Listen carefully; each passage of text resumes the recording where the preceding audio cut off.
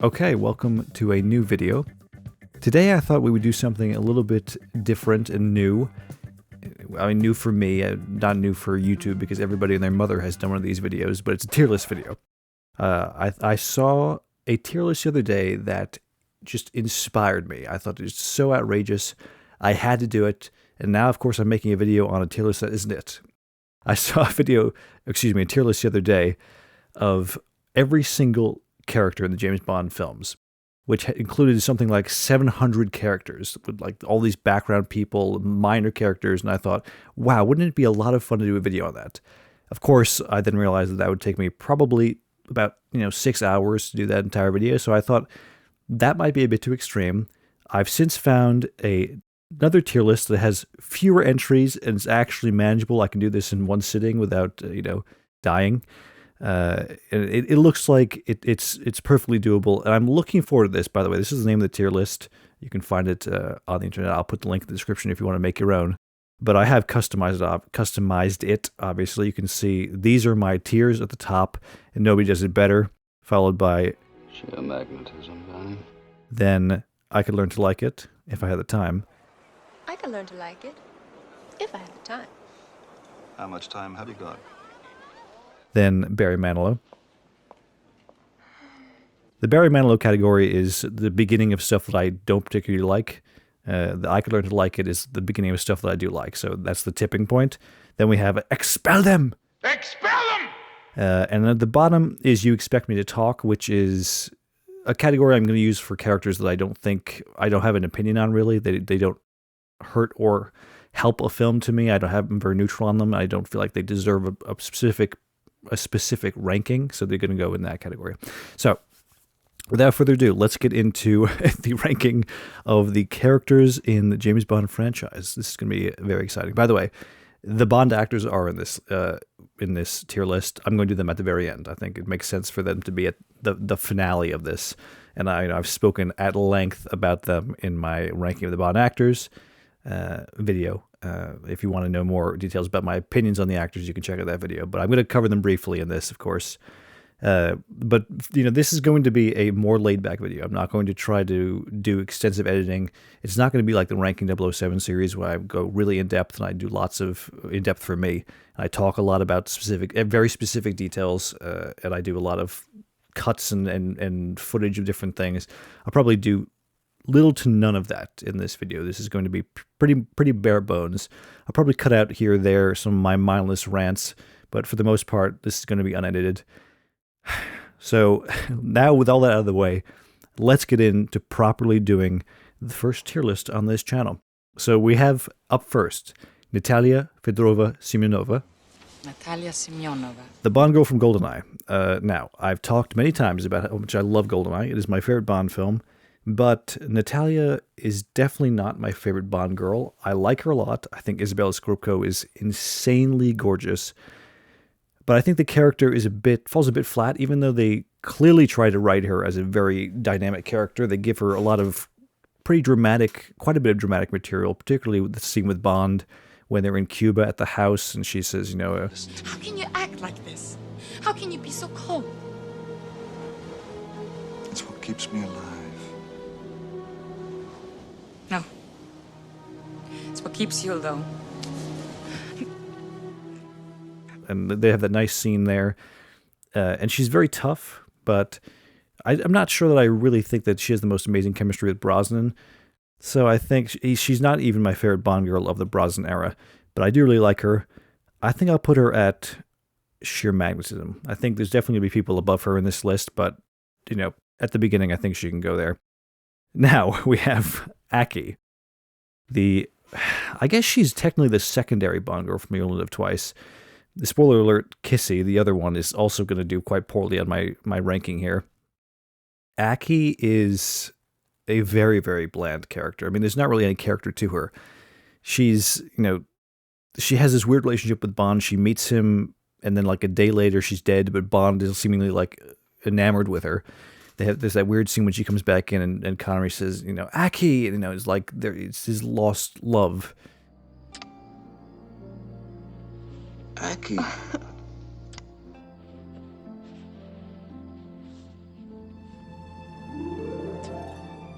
No one will disturb you tonight.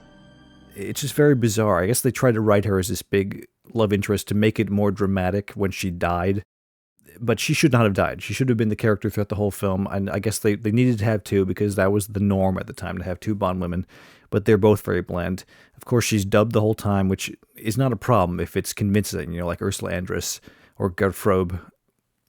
With Aki, she's not that way. I do think she's better than Kissy, but she's still not good.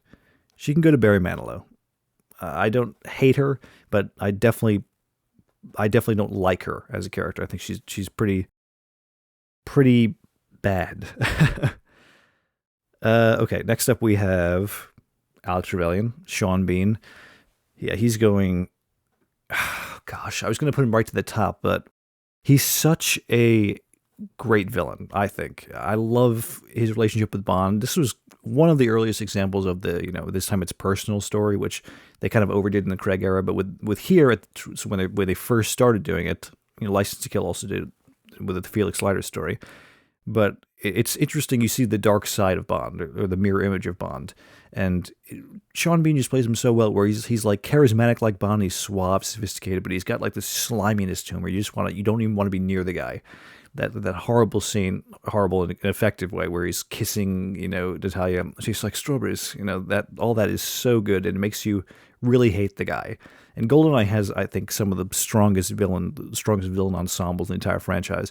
I adore him, but I think I'm going to put him here because I do think his backstory is a little bit contrived. It doesn't really make any sense that he's a Lienz Cossack, that his parents were Lienz Cossacks, because he should be a lot older, I think. If his parents were killed in the 40s, then he would have been at least, born in the 40s. So he would have been, in his 50s at least. So I think they kind of contrived that a little bit. It's a cool idea, but I know that's a stupid minor thing to bring him down a whole peg. But I do think there are Bond villains who are more iconic for sure and are more interesting villains. But Sean Bean as Alex Trevelyan is definitely an excellent villain. So next we have Maud Adams, her first appearance in Bond, which is in The Man with the Golden Gun as Andrea Anders. The Man with the Golden Gun is a weird one because you have a character like Mary Goodnight, who is this ditz and can't do anything right. And then you have this tortured soul that is Andrea Anders in this film that is way too silly for such a dramatic character. But she is one of the most interesting characters in the film for that. Her relationship with Scaramanga, how she's this sort of kept woman. It's all very interesting, and Maud Adams is great. I don't really like the scenes that she has with Moore in this film because it's the notorious scene, for example, when he's slapping her on the bed and, he's going to break her arm, which people oftentimes, myself included, cite as them not being quite sure what to do with Moore's Bond yet. And I think that scene was definitely a symptom of that. But the character is well written and it's an interesting character. So I think I will put her here at I Could Learn to Like It. I think there's a lot of room for improvement, which isn't necessarily the fault of the writing for her or the acting at all. It's just the movie that she was in. She was in the wrong movie, really. I think in a Dalton film, that kind of character would work really well. That sort of more dramatic take, but it doesn't really work with the early Roger Moore films, I don't think. So next we have Anya Amasova, Barbara Bach from The Spy Who Loved Me. I love The Spy Who Loved Me. It's a great film, an iconic film, but I've always thought that Anya was a little bit stilted. I don't think Barbara Bach is the most amazing actress. She's good. She pulls it off fairly well, but her line deliveries a lot of the time are very, very, very flat. The exception of her acting being quite good, I think, is that scene with her and Roger Moore when Roger Moore tells her about what happened to her lover, that Bond killed her. That's a very good scene, and they both play that off each other very well, and they have really good chemistry. I should say that. But yeah, I think she's definitely not one of the worst Bond girls. She's very memorable. She's very iconic, but the acting is kind of wooden in my opinion. So I'm going to put her above Andrea Anders just because she is so iconic, and she does stick out in my mind. But yeah, that character I do like. She's the they ended up reusing this character trope in the next film, but she's a special agent from another power. So that was kind of cool. They had the Cold War aspect in with Gogol and M and then Anya and Bond. I liked all that. So She can go in I Could Learn to Like It. I'm considering putting her up here, but not quite. Okay, next we have Aristotle Christados, Julian Glover. I think Julian Glover is such a great actor, but he's never played a good villain from what I've seen him in. I mean, obviously he was Christados, he was Walter Donovan in Last Crusade, and he always sort of plays the same stuffy sort of upper class guy that is kind of an asshole. And he's just not very memorable in For Your Eyes Only. For Your Eyes Only has some of the weakest villains in the franchise, I think, which is a shame because I really like the movie. But he's definitely not a memorable villain by any means. He's probably one of the least memorable. I'm going to have to put him at Expel Them because I think he's just such a bland villain. And had For Your Eyes Only had a really good, strong villain, it probably would have been my favorite Moore film. But he's definitely one of the aspects that brings it down for me. Okay, on the other end of the spectrum, though, we have Goldfinger, possibly the most iconic Bond villain. He's going right up to the top for me. I was embarrassingly old when I learned that he was dubbed throughout the whole film. That it is totally convincing. You like a newcomer to the Bond franchise, you could easily fool them with them not knowing that he's dubbed because it's just so well done.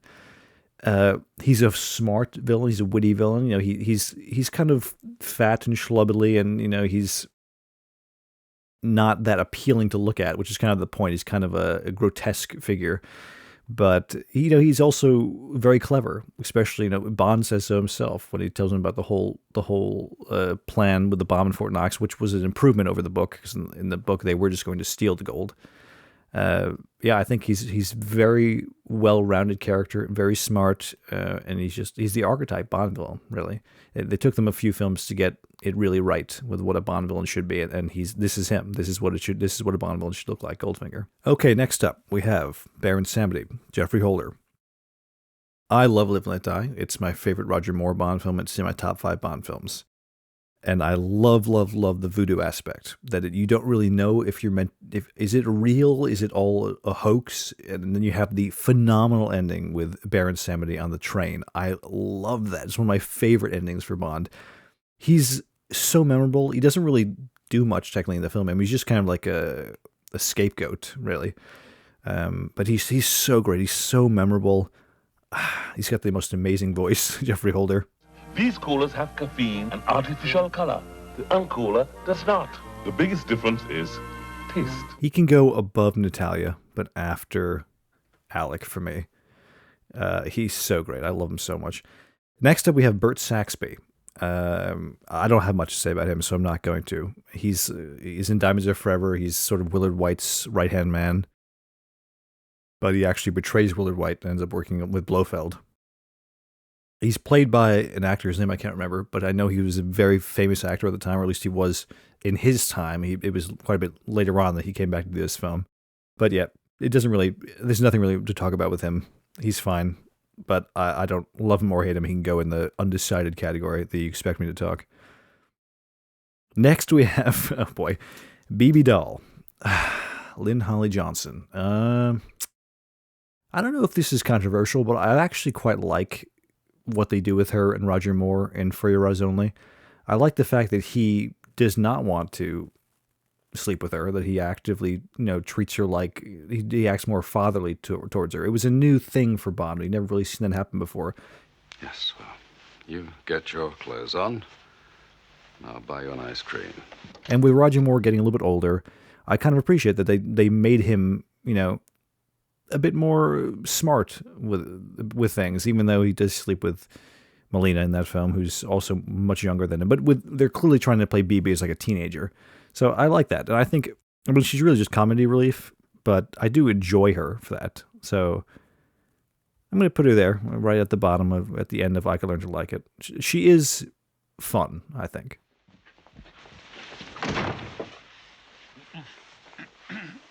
So next we have Bill Tanner in For Your Eyes Only, who's stepping in for M. At the time, it was because I think Bernard Lee was ill at the time, and then he died later that year. He was alive, I think, when they filmed For Your Eyes Only, but he couldn't come in to do it. I think they were kind of anticipating that he wasn't going to die, and that this was just a temporary thing, or that, I don't know, maybe they just assumed that this Bill Tanner actor, whose name I think it's James something, would continue to be M, but I don't think he works as M. He's really aggressive towards Bond and acts like an asshole. Try not to muck it up, 007. He's that really sort of stereotype boss. Kind of reminds me of the boss from The Incredibles.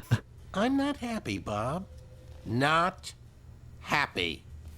But yeah, he's not a great character. I mean, he doesn't have any moment where he sort of redeems himself, and he's like, I trusted you all along, 007. I knew you'd do it all along.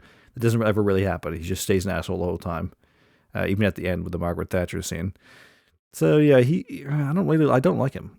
He's gonna go at the very bottom. After expel them. I think it was a weird choice what they did with him, and it didn't work for me. So next we have Bill Tanner, Michael Kitchen's Bill Tanner. This was the first time they introduced a Bill Tanner actor that would be becoming a recurring thing. He's also in The World's Not Enough. And I really, really like his chemistry with Brosnan, especially in the war room scene in GoldenEye. Good evening, 007. Tanner, what's up? You really get the sense that they're friends. And in the books, Bill Tanner was the closest thing Bond had to a friend. So it really comes across well, I think, in GoldenEye. And Michael Kitchen just has a great screen presence. I know he's very well known in the English casting pool, but as an American, I don't really know him for anything else, but I know him from GoldenEye, and he's left an impression on me from GoldenEye. I've always really liked him. I think he's going to go at the end of Sheer Magnetism. I don't know if most people would put him there, but Bill Tanner is a character, is kind of a throwaway character, but Michael Kitchen elevates him a bit beyond that, I think. So next we have Rory Kinnear as Tanner. I would say he's definitely the most famous Bill Tanner interpretation of Bill Tanner. He's in 4 of the 5 Craig films. Yeah, so the longest lasting of any of the Tanners. And, he's good. He's really just an exposition tool. I mean, all the Tanners are. That's what they're for, really, the chief of staff, They're just there to sort of, when they don't want to have M deliver the exposition, they have Bill Tanner do it. But he's sort of like M's, right-hand man for the Judi Dench era, if he's always lurking around him. But yeah, I think Rory Kinnear gives maybe a bit more humor to the character. He's he's quite soft and lighthearted, and I like that. He's always nice to see on screen. But he doesn't add that much. I actually think, like I said, he is more iconic than the Michael Kitchen version.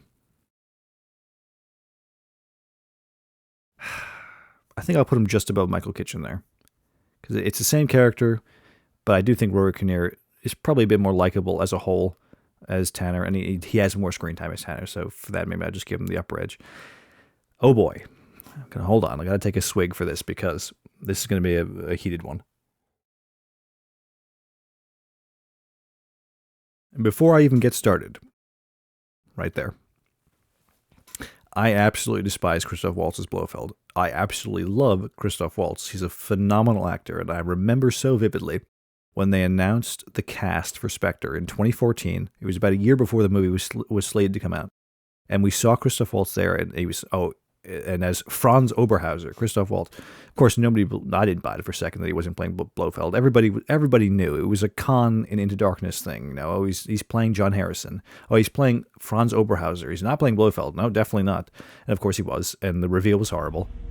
The man you're talking to now, the man inside your head, is Ernst Stavro Blofeld. Catchy name. And everything they did with that character in Spectre was absolutely agonizingly stupid. It blows my mind to this day how some of those creative choices got past the drawing board and the pitch to Barbara Broccoli and Michael G. Wilson, because I know they're always involved in scripting with Purvis and Wade and John Logan in this case. The fact that somebody didn't get up and say, hold on, what the fuck are we doing? Bond and Blofeld are brothers. We're parroting Austin Powers now? I mean, that was a joke that Austin Powers made, and we're going to do it now? I mean, what? Who the fuck thought that was a good idea? I mean, I say who, but obviously they all did. They all thought it was an okay idea when they should have all been screaming, what? Absolutely not. Any intelligent writer you would think would say, hell no to this sort of idea. They did it anyway. And they just fumbled this character. The actor who brought so much potential to this character, the most iconic villain in Bond, even though I don't particularly love Blofeld, shoot me, but what a fumble. I mean, that was such a big mistake, everything they did with him. I think some people think that he was redeemed a bit in No Time to Die, but it's the same character, oh, my poor little cuckoo, you're always so very sensitive. It was me, James, and oh, we all cry on our birthday. It's the same crap. It's that same horrible dialogue. I'm glad he died No Time to Die. Not that he was going to come back. He definitely wasn't, but I'm so glad that we don't have to deal with that version of that character anymore. He was terrible. Great actor, horrible character. Very bottom of the list for me. So next we have, I guess this is not the cat. This is the Blofeld from Rush of Love and Thunderball. The faceless Blofeld. Who's going to?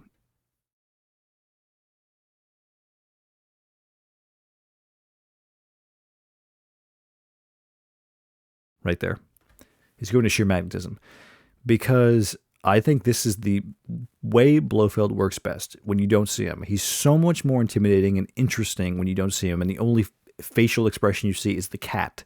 It's such an interesting tool, the way they work that in. And then when you do see him for the first time, you only live twice. It's nothing like what you expect in a bad way. It's kind of, I'll talk about Donald Pleasance later. I don't dislike Donald Pleasance as Blofeld, but it's nothing like the intimidating character that was built up. He's not even wearing the suit. It's just, first of all, you can see he clearly has hair in Thunderball because he's played by Anthony Dawson, the guy who played Professor Dent. But he's just so much more interesting. He has the wonderful voice.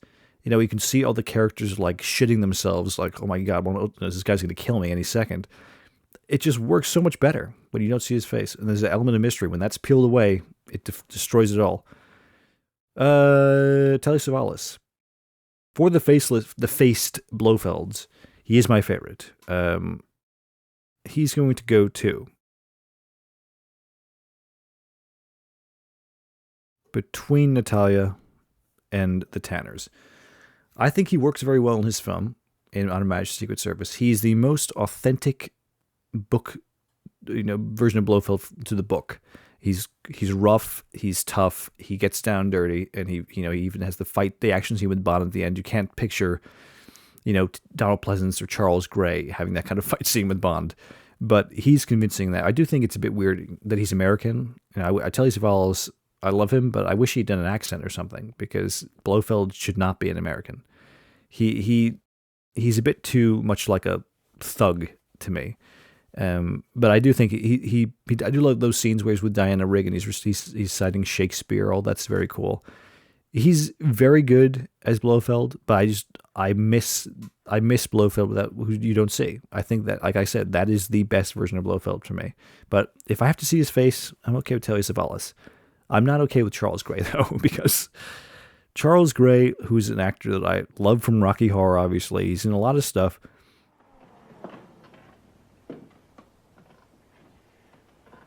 He fits very well in Diamonds Are Forever, which is, unfortunately, is the kind of Bond film that I don't actively seek. I don't want a comedy, cheesy, grimy Bond film. I mean, his version of Blofeld fits in that wacky, zany world, but because that's not what I want in Bond, I don't like his interpretation of Blofeld. I do think he's at least more entertaining than all these guys, so I'm going to put him at the bottom of Barry Manilow. Actually, I'll put him above Aki. So I think he's more of an entertaining presence than Aki, but I still don't like him. Donald Pleasance, Blofeld. The first time we see Blofeld's face, got the iconic scar. He's the template for Dr. Evil. I know Donald Pleasance was a replacement. He wasn't the original actor cast. I don't know what happened to the original actor, but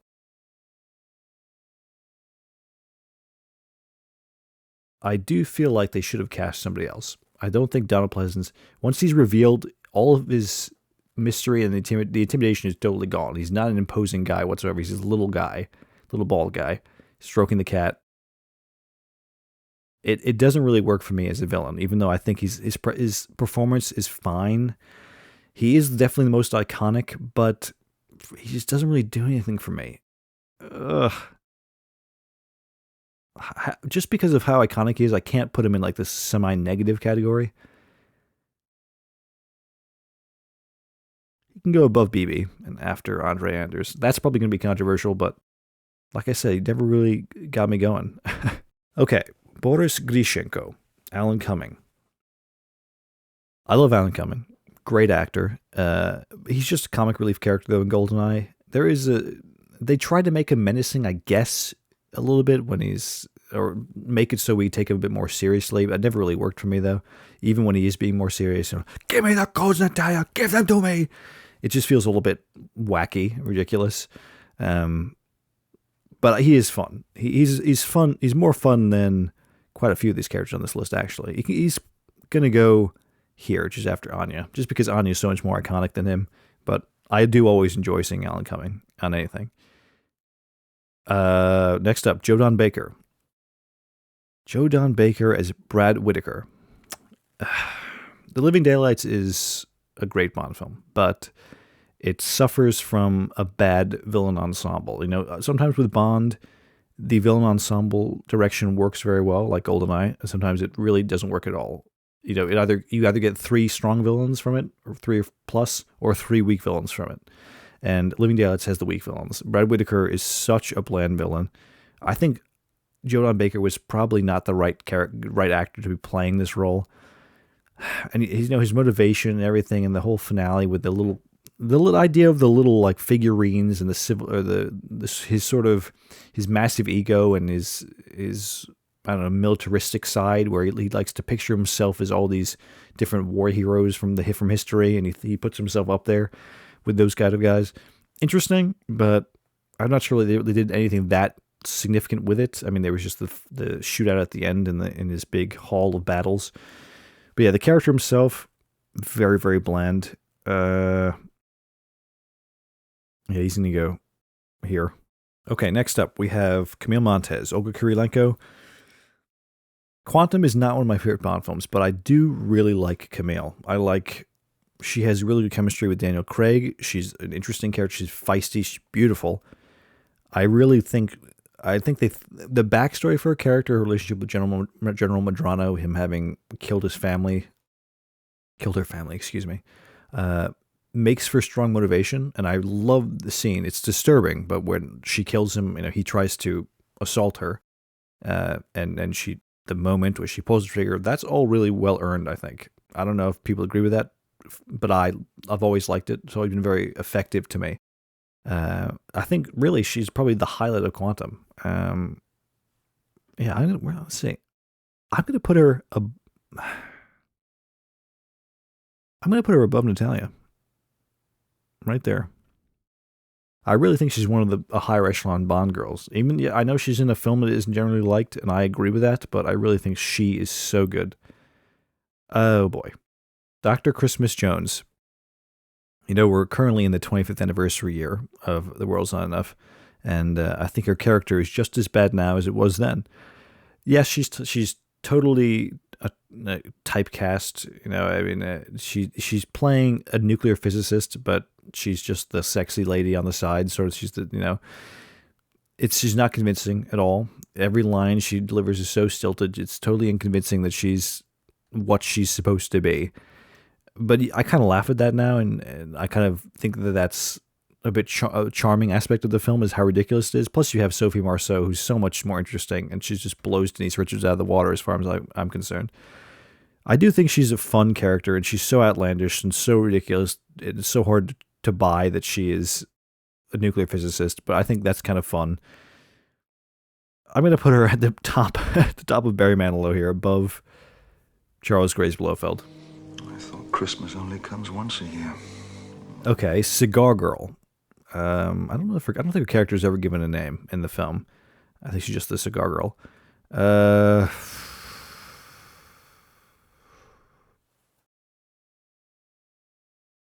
Doesn't really have that much to do. She has some cool lines. I mean, she has a lot of action to do. I'm going to probably put her next to Bert Saxby. I don't think she does enough. She doesn't have enough character on screen, portrayed on screen, to warrant her being liked or disliked. She's just there as a sort of tool for the plot. She's beautiful, of course. So because of that, she goes above Bert Saxby, but not an interesting character otherwise. All right, next we have Corinne Dufour. Not a big Moonraker guy, have to admit that. She's okay. I think she actually has good chemistry with Roger Moore, and she's kind of got a nice sort of childish childishness to her.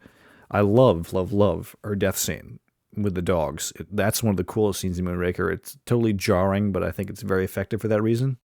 So because of that, I don't think the character's that interesting. She's, again, just a plot tool, but that death scene is awesome. So for that, she's going to go at the bottom of I Could Learn to Like It. She would be Barry Manilow for just her character, but push her up for that awesome death scene. Okay, next we have Michael Madsen, as the character from Die Another Day. I can't remember his character's name, but he's essentially Felix Leiter, but an asshole. He's the head of the CIA, or he's in charge of the CIA's mission in Die Another Day.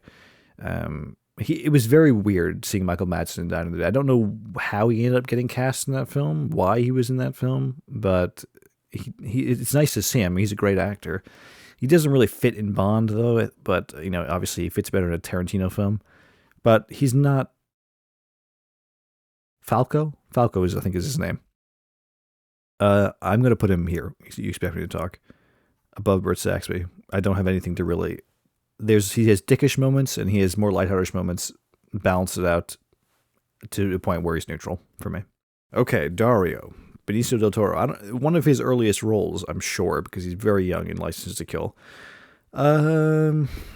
He's a very effective henchman. He has that incredibly maniacal look on his face all the time where there's that smirk and those eyes are so intense.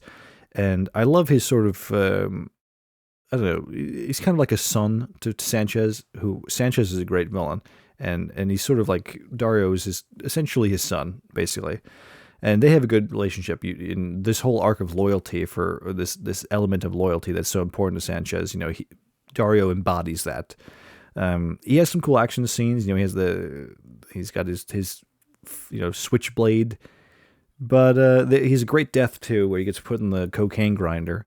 But again, not much of a character. Henchmen are for the most part, all these are going to go in the same spot because they don't add anything really. They're just tools for action sequences for the most part.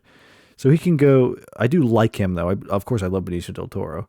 So he can go right here between Boris and Andrea Anders. Domino Derval. Claudine Auger, one of the most beautiful Bond women. Thunderball is one of my least favorite Bond films.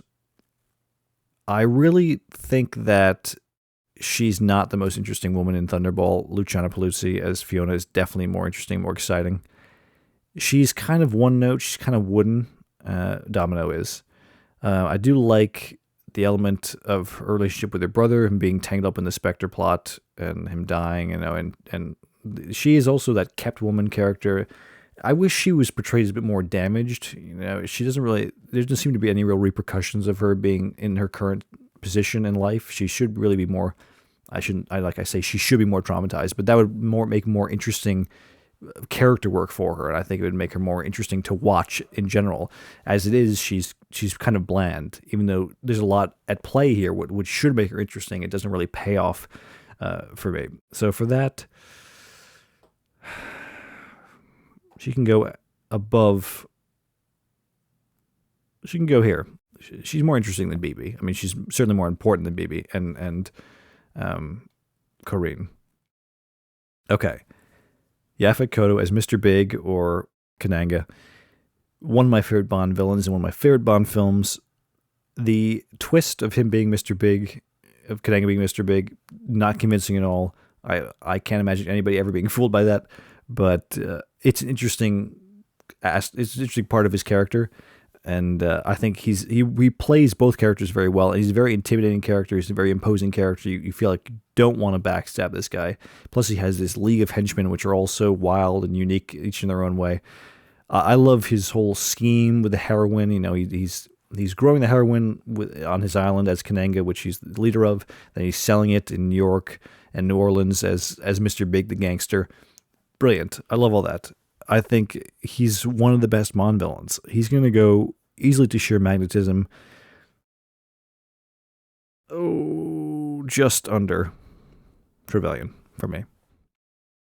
Obviously, next we have Sean Connery's Bond. We're going to not do him for now. We're going to go to Dr. No. The first Bond villain, the archetype, really. Got the ground, got everybody, got the foot on the ground. What am I trying to say? Got the ball rolling, maybe is what I'm trying to say. But he's very one note. And I think that's probably how he was instructed to be played by Joseph Wiseman. But he's memorable because he's the first Bond villain, but otherwise he's not that interesting. He has, in the book, he's more interesting with his history with the Tongs and his ancestry. And that is mentioned in the movie, but it just in exposition. So I think he's a pretty bland character. He's better than all these guys.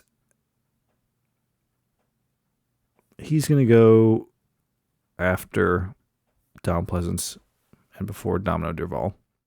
Okay, next we have Everett McGill as Ed Killefer. I'm currently watching Twin Peaks for the first time, and I'm loving him as Big Ed. He plays Ed in that too, and he plays Ed in License to Kill. But he's a villain in this, a very minor one. I guess he's a DA agent or CIA agent who ends up betraying them to help Sanchez escape for the money, and he gets fed to the sharks, which is a nice little death scene, but not really that interesting of a character. They don't really do that much with him.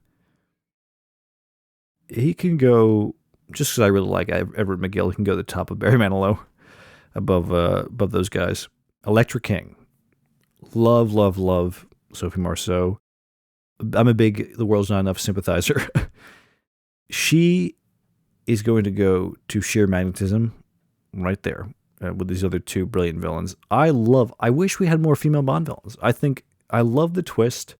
I just love everything about that character. First of all, she's might be the most beautiful Bond woman.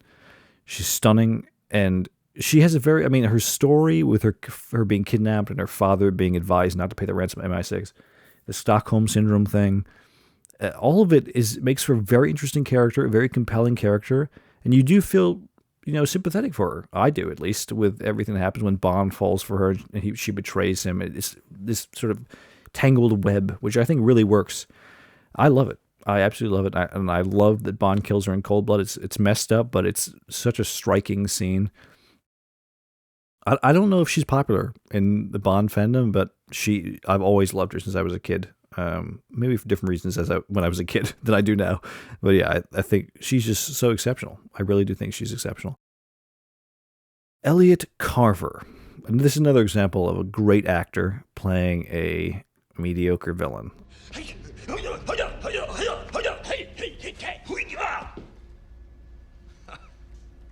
Pathetic.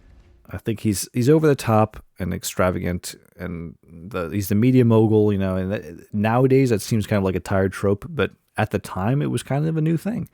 The media, in that sense, the digital media, was really just getting off the ground.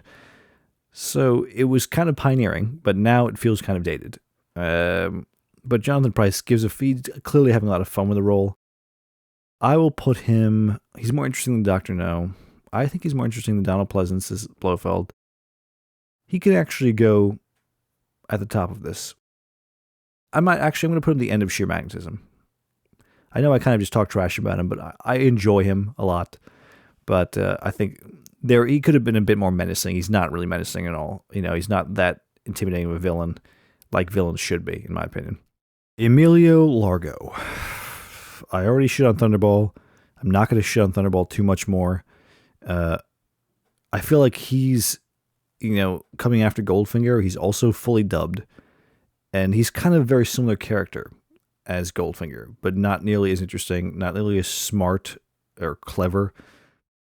I guess he does have the big plan. He presents the big plan to Spectre about stealing the warheads. But he just has no charisma whatsoever to me. He has the eye patch, which is kind of cool, I guess. But he's going to go in Barry Manilow. He can go above Ed. You know what? He has an eye patch, and Big Ed's married to Nadine, who also has an eye patch. Perfect. Cotton balls. By God, those things would be quiet now. It was meant to be. Naomi Harris is Moneypenny.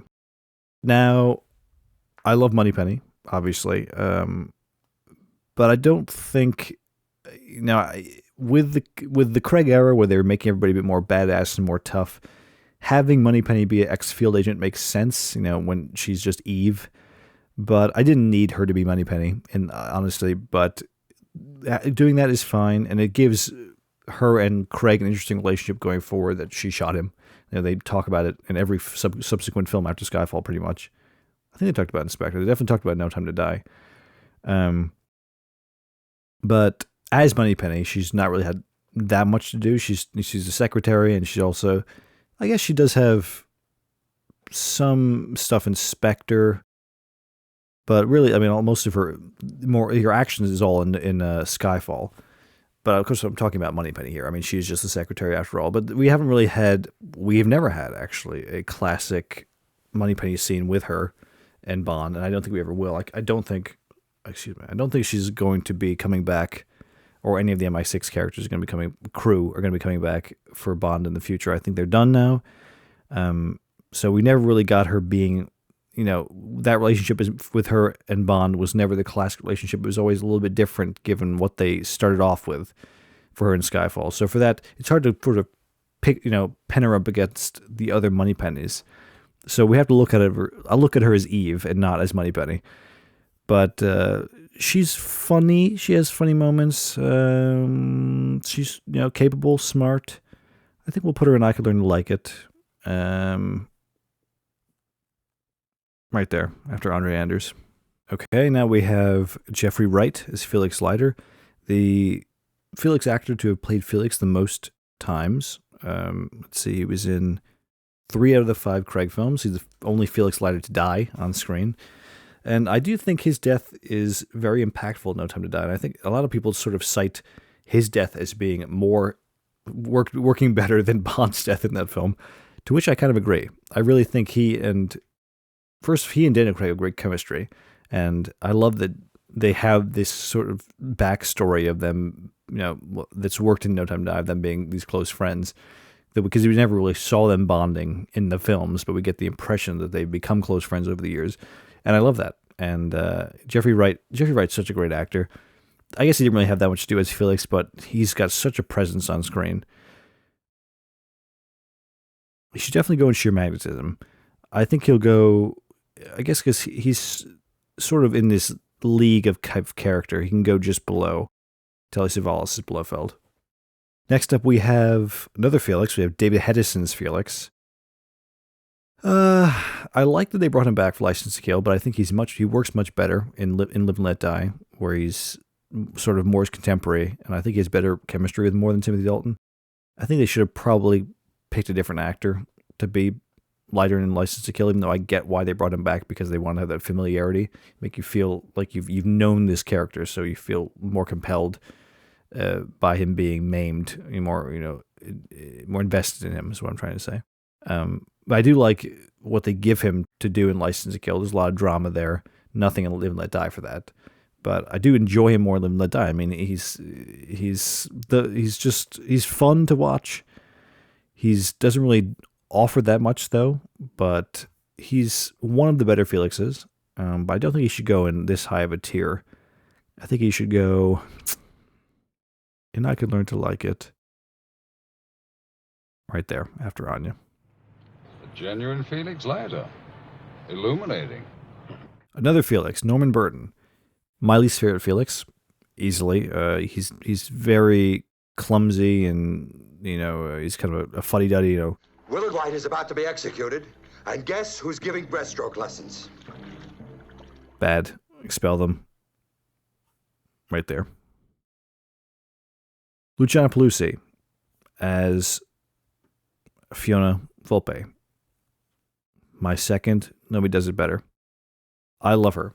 Love her, love her, love her. She is probably my favorite femme fatale. One of my favorite villains / henchmen. Gorgeous. Has a wonderful feistiness to her. I love her. Her screen presence is excellent. I love her no shit attitude. I love this scene where, I guess it's the scene where her and Bond first meet, where she sort of picks him up hitchhiking, and she's driving ridiculously fast, and Bond's like, "What the hell is this lady about?" Because he sees the Spectre ring on her finger. Love her, and she's on Bond's tail the whole time, and she's such a badass character. I love her. Easily a top tier character for me. Sincerely, would you mind giving me something to put on?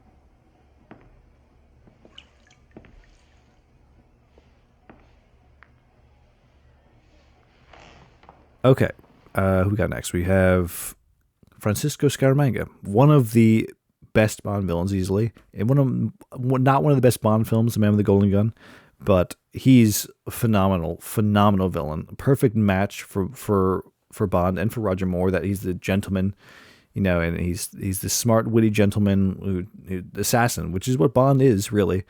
But it just happens to be the case that Scaramanga does it for money, and he's played by the legendary Christopher Lee. So I'm not gonna ever dog on Christopher Lee. He's easily the best part of The Man with the Golden Gun, and he's a very, very iconic villain. I'm gonna put him at the top after Fiona. To us, Mr. Bond, we are the best. There's a useful four-letter word, and you're full of it. And you know what? Fran Sanchez is also going up there, because I think Fran Sanchez is a phenomenal villain. He's one of the most realistic Bond villains. He's a drug baron. But Robert Davi gives such a layered performance where you kind of like him a lot of the time until he does really nasty things and kills people in cold blood. But you get the feeling that as long as you stay on his good side, he'll be your pal, and that's sort of the impression that he's meant to give you. And I love the scenes where Bond is befriending Sanchez. Sanchez thinks he's becoming Bond's friend, but Bond is just totally using him and trying to get under his skin. That's so great. Sanchez has such a warmth to him, but then he can just turn on a dime and gun down an innocent person, blow up some guy's head. It's great.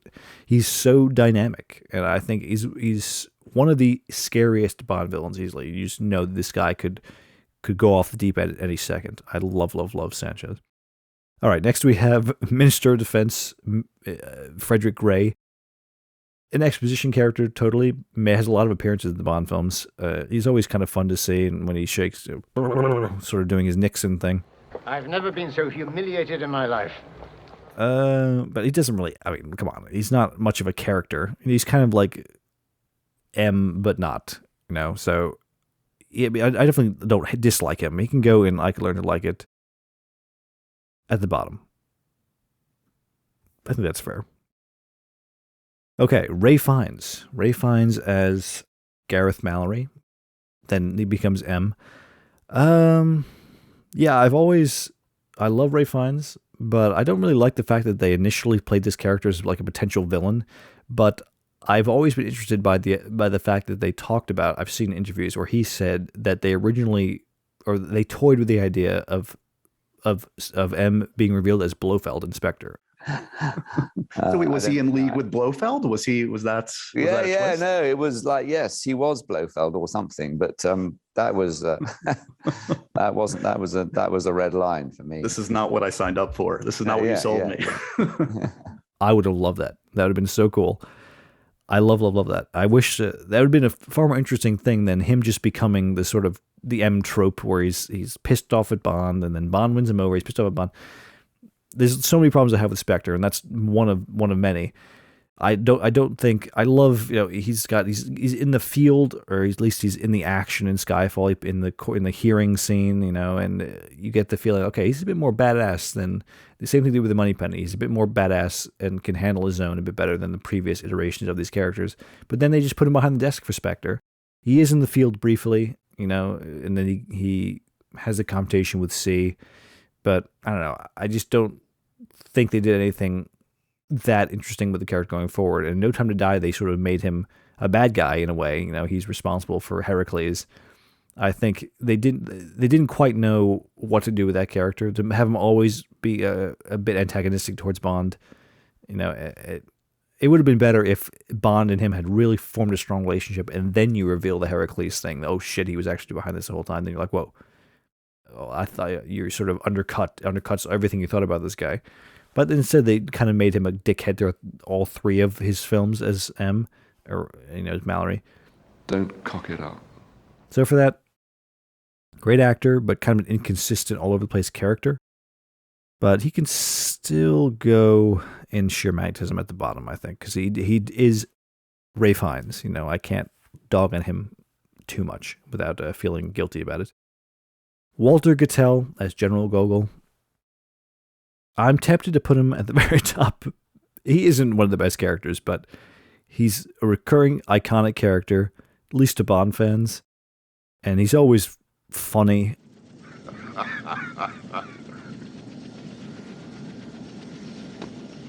He can go right after Ray Fiennes there, I think, as M. Gogol's fun. I love Gogol. The Russian M, what more is there to say? Next we have Georgy Koskov. I already talked about how I didn't like Brad Whitaker and I don't like the Living Daylights villains. I do like Koskov more though than Whitaker because he's so weird and quirky, and his performance is so chipper, which can be kind of annoying in places. But for the most part, I think it's kind of fun, and it sort of annoys Bond, which I also think is funny.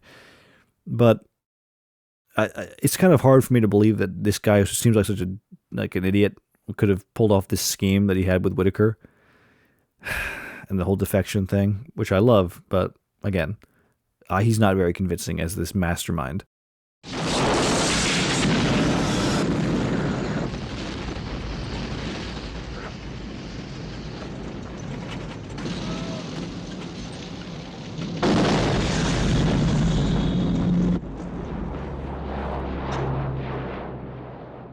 Right there. Orlov from Octopussy. Now, this is Steven Berkoff gives him Orlov a wonderful zaniness. He's totally nuts, and I like his plan. Octopussy is kind of another ensemble villain thing, which works. I do like Orlov. He's not the main villain, but every time he's on the screen, you're like glued. Your eyes are glued to the screen. Like, what the fuck is with this guy's problem? He's screaming all the time. General Gogol is presumptuous. He speaks for himself and others who cling to timid, outdated, and unrealistic policies. And it's like, whoa, in your face to Gogol, too. He's very fun to watch. Just under Gogol. He's got that sheer magnetism thing going on, too. General Pushkin, John Rhys Davies. Love the actor, and I love he has some great scenes with Dalton. That scene in the bedroom, in the hotel room, when Bond's got his girlfriend there naked, you're like, this is like hardcore shit all of a sudden. That's where Dalton shines, and John Rhys Davies is perfect in that scene. And he's like a big teddy bear. I always think of him as Sala, of course. Ron. Yes? Egyptian Mail, morning edition. Ron. Did you say... But, you're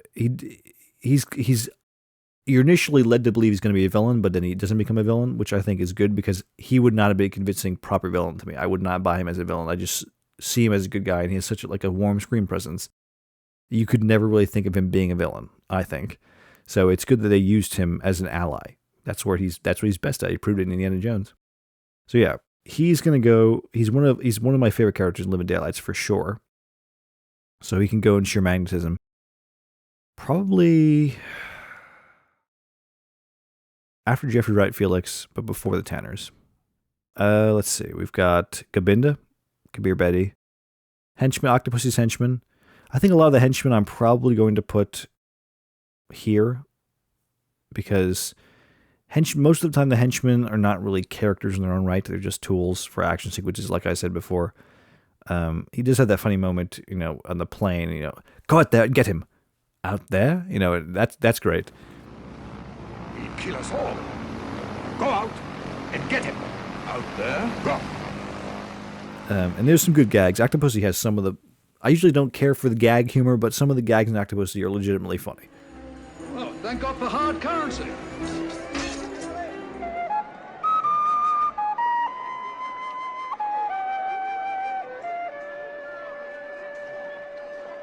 He's not a great character. He's definitely not a bad character. He served his purpose just fine.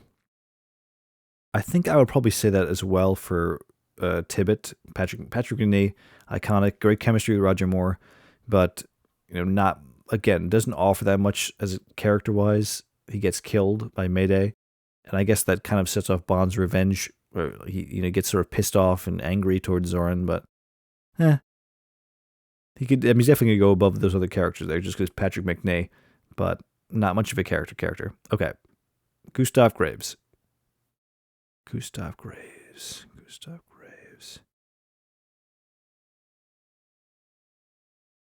A very, very bad villain in a bad film. The whole gene therapy thing, stupid but fine. It's just the way Toby Stephens plays it, where he's so exaggerated, and I guess that was intentionally supposed to be an exaggerated persona of an Englishman and off of Bond. Really, you know, I modeled a disgusting Gustav Graves after you, Mr. Bond. I chose to model the disgusting Gustav Graves on you. But he's just so annoying. You know, he's so cocky and has that stupid grin on his face. As they say in fencing, what's the point? I really, really don't like him. I wish we had kept Colonel Moon as the villain in the whole film. Like, I mean, technically we did, but kept that actor's face. I think it's Will Young Lee was the actor of Colonel Moon. I did not need Toby Stephens to come in and be Gustav Graves. Schlocky villain in a schlocky film, and I hate it. High fat. Yeah, high fat. He's a Burt Saxby. You know, he's just a plot tool.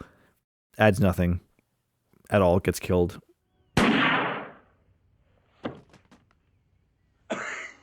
Helga Brandt.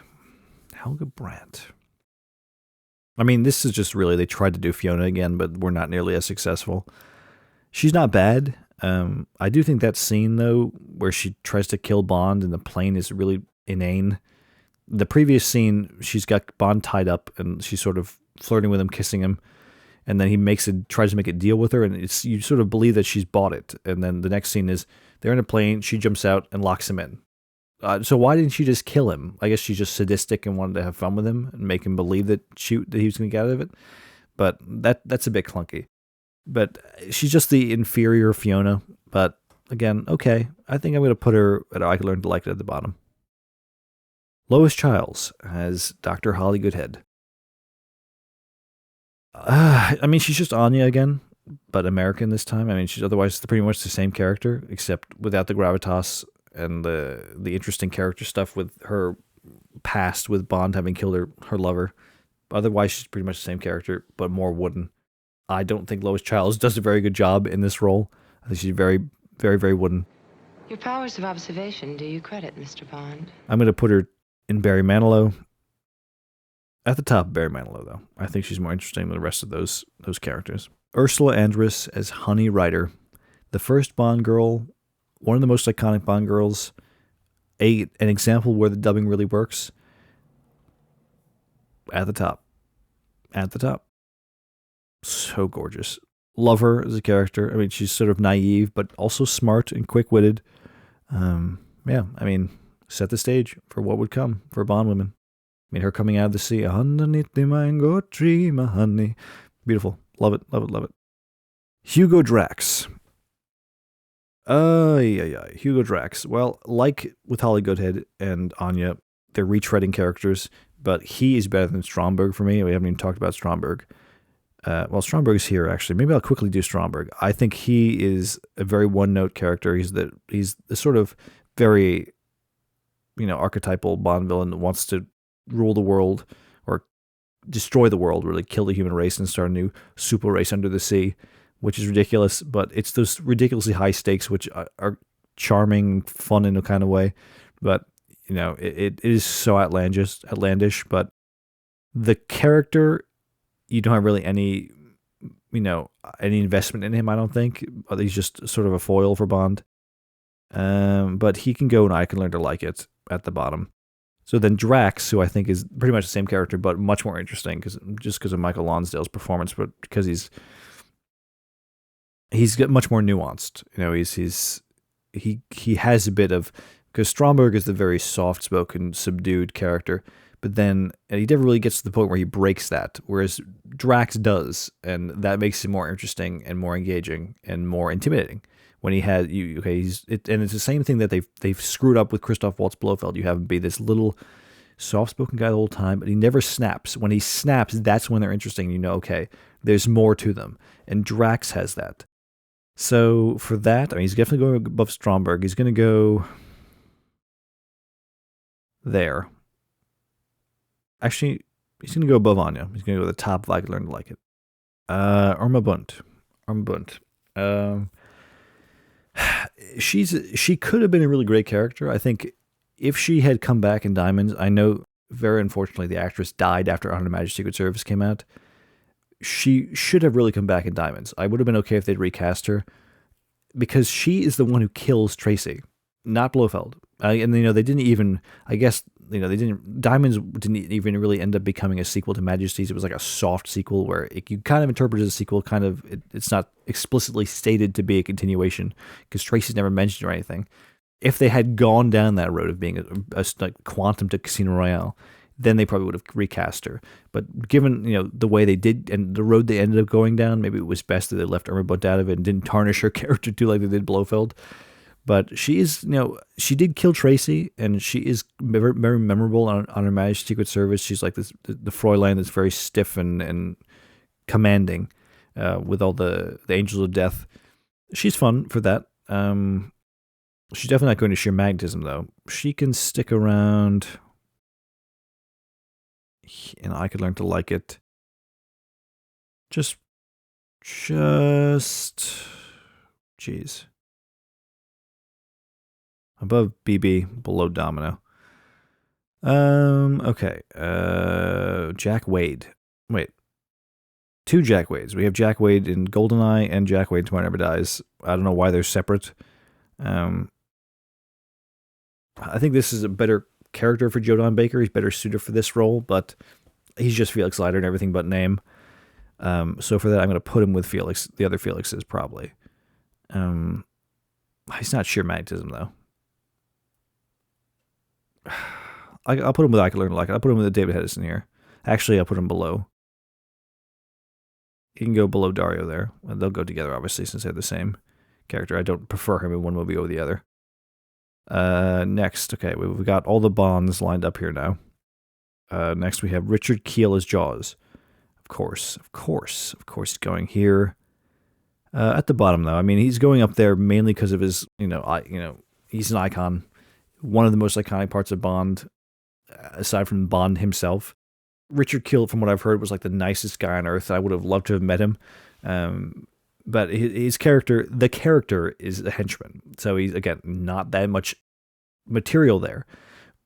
I have really mixed feelings about his redemption. I actually really like the fact that he is redeemed, but I hate how it's done. I hate that he's redeemed for Dolly, the little girl that he meets with the braids. And it's all, here's to us. Well, here's to us.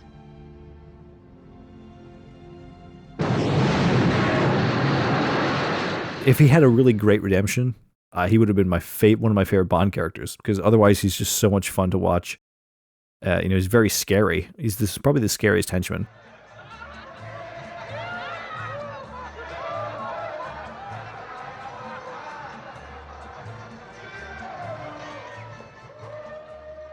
We got Tilly Masterson.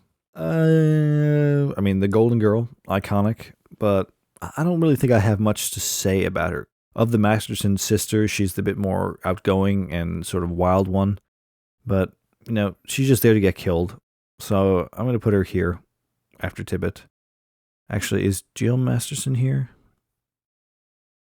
3 hours later. Oh, there she is.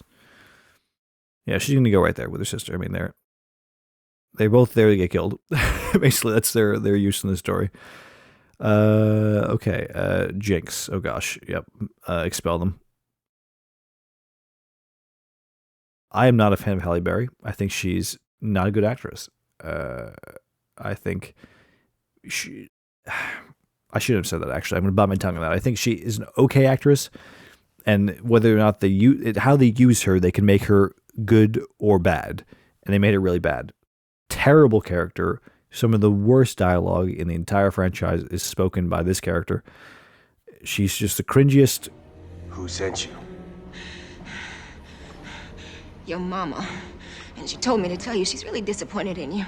She has no chemistry with Pierce Brosnan.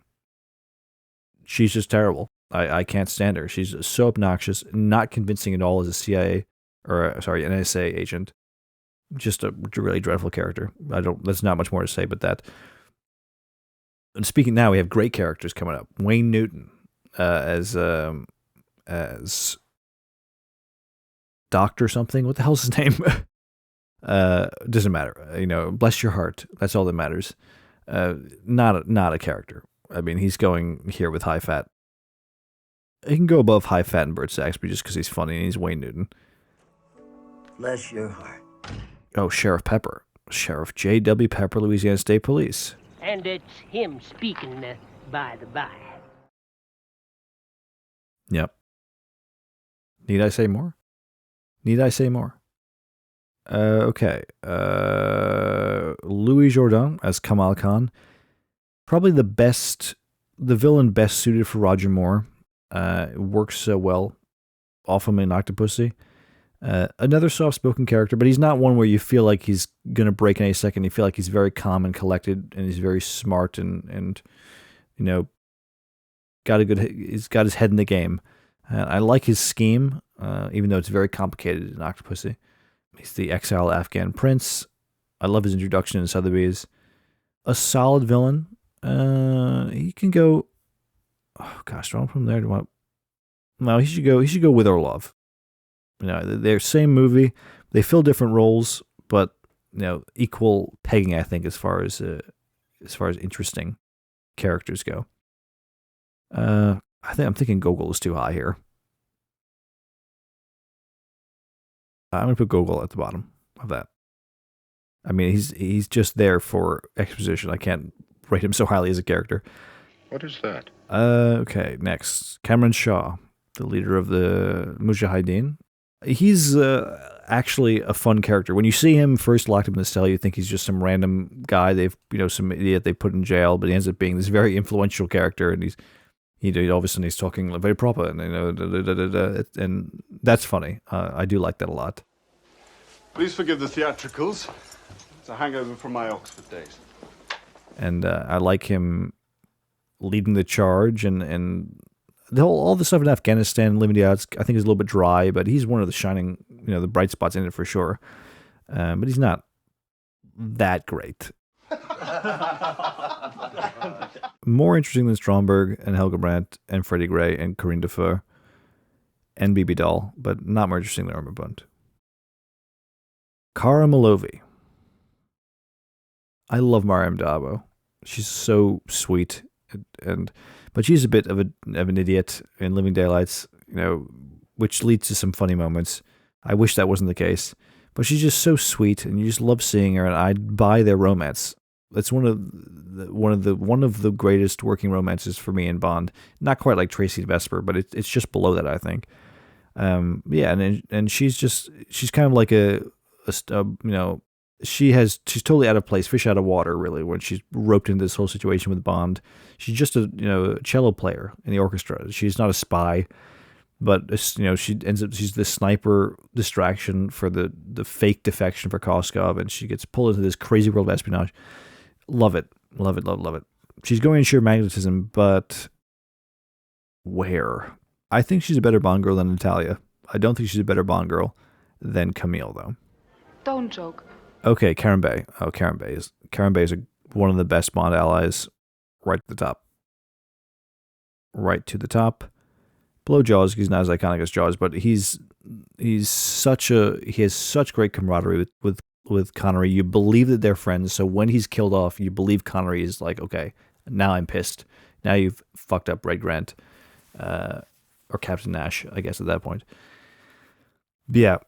I love the way he introduces the world of espionage in Istanbul, and he talks about how we follow them, they follow us, and this whole thing set up, and you feel like he's this sort of the father of this whole city. I love that, and he's got such a great confidence and swagger to him, and all of his sons working for him. It's just such a great. He's a very well-rounded character considering how much he's not really in the film that much, but he's got so much going. His relationship with the gypsies, all of that's great. He has such a rich character, I think for that, he's definitely going to go towards the top. Kincaid. Rest in peace, Albert Finney. But Kincaid, I'm not going to... He's sort of this league of character, just there for very specific use in the story, but not that much, doesn't add that much to the story. jumped up little shit. Kissy Suzuki. Kissy Suzuki can go to Barry Manilow. I was going to put Expeller. She's at the very bottom, Barry Manilow, though, worse than Aki. There's no reason for her to be in the film other than they need to use that character name. Like, they didn't even say her name in the movie, but they wanted to have that character appear, I guess, because she's in the book. But could have been Aki very easily. Adds nothing. Has no chemistry with. Even Aki has more chemistry with Connery than Kissy. You know, she runs around in her bathing suit in the big action sequence. It's just all very clunky. I never got her character. I don't think she works at all. A big disappointment. But I'm almost tempted to put her and expel them, but I don't actively hate her. I think she's just bad. Think again, please. Le Chiffre. I mean, Le Chiffre's one of the best Bond villains. No doubt. Yeah, he should go. Nobody does it better. I'll put him above Karen Bay and above Jaws. I mean, Mads Mikkelsen, I mean, you love to see him. A great actor and he's very creepy as Le Chiffre. And I love the fact that he's the main villain of Casino Royale, but he's not the big bad in that storyline, because technically Mr. White is above him, and then there's Green, because he works for Green technically. He's just the private banker for the world's terrorists. But yeah, he works very well as this guy who's sort of, in over his head, and he needs to, if he's screwed if he doesn't win that poker game. So he's desperate, and that makes him scary and makes him very, very interesting. Countess Liesel von Trapp, or whatever that her last name is, who's Cassandra Harris, who's Pierce Brosnan's wife at the time. Yeah, she's one of these characters for sure. Yeah. I do like the tender moment that she has with Roger Moore before she's killed. Her death is pretty intense too, which I like.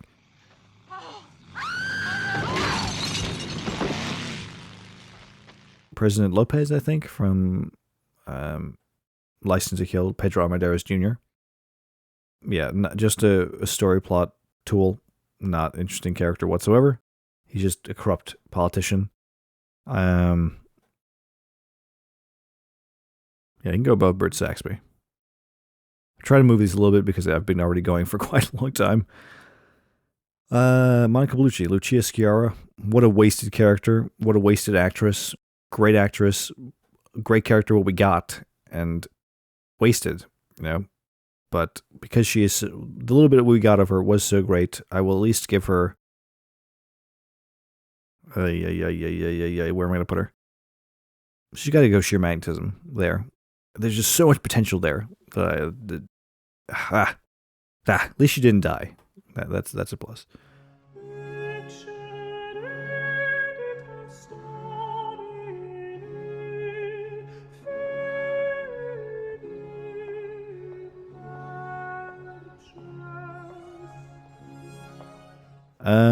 Lupe Lamora.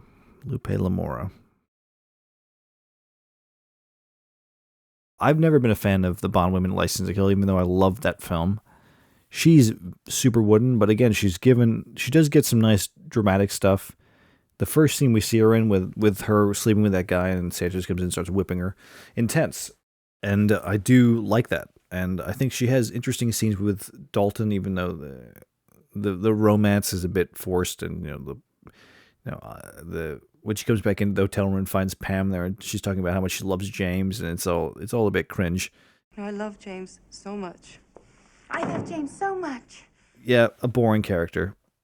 A boring performance, but an interesting character. If it had a better actress, probably would have been a high tier Bond villain. But as she is, so she can go in. I could learn to like it. More interesting than Corrine, than Bibi, than Cameron Shaw, but not Irma Bunt.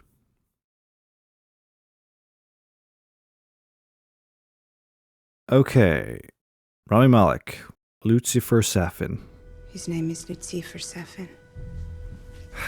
Great, I was just saying, I like Rami Malek a lot, but I don't think this character is any good. I think he's fine. He should have been like a minor villain in No Time to Die. I think Blofeld should have been the villain in No Time to Die. He is Bond's arch enemy. To have this guy who comes out of nowhere and easily kills all of Spectre and Blofeld and kills Bond, that feels all very unearned. And I think the dialogue he's given and his backstory works for me. The dialogue he's given and his motivation is totally like, what? Why does he want Heracles? And why does he? I guess he just wants to sell it. That's the whole point of his character. He wants to sell Heracles because all he really cared about doing was killing Spectre, and did that. And then what? Now he's on his island, and now he just wants to cause chaos in the world. He has the line about the thing that no one wants to admit is that most people want things to happen to them. We tell each other lies about the fight for free will and independence, but we don't really want that. And just talking about playing God, but he doesn't really care about that. I don't think he just wants to make money. Like he's selling off I don't know. Very, very confusing. And the performance is the scene where he's in the pool with Bond after he hits him with the vial is so. Anyone we touch, we are their curse. Struck to their cheek. A kiss would kill them instantly. I liked him a lot when I first saw him, but since then I really started to dislike the character. But he's going to go in Barry Manilow at the top. Barry Manilow. Judi Dench is M right at the top. To the very top. It's Judi Dench. She's one of the greatest actresses to have ever walked this earth. Bringing her in as M was a stroke of freaking genius, and the fact that they kept her going through the Craig era, brilliant. I mean, there's nothing I can say bad about her, except maybe that I wish she wasn't always in the field. Though she is the head of MI6, she probably shouldn't have been putting herself in danger so much. But, she still steals every scene she's in. Judi Dench. I cannot say anything bad about her. Perfect. She's Judi Dench. Okay, Magda. Christina Wayborn, henchwoman, pretty much character. She kind of has a redemption, though. Well, Octopussy isn't really a villain, so she works for Octopussy. She's sort of like henchman at the beginning, but then she's good at the end. I don't know, not very memorable to me. But I don't dislike her. She can go there with Stromberg. Forgive my curiosity, but what is that? That's my little Octopussy. Oh, Robert Brown is M. Probably my least favorite M.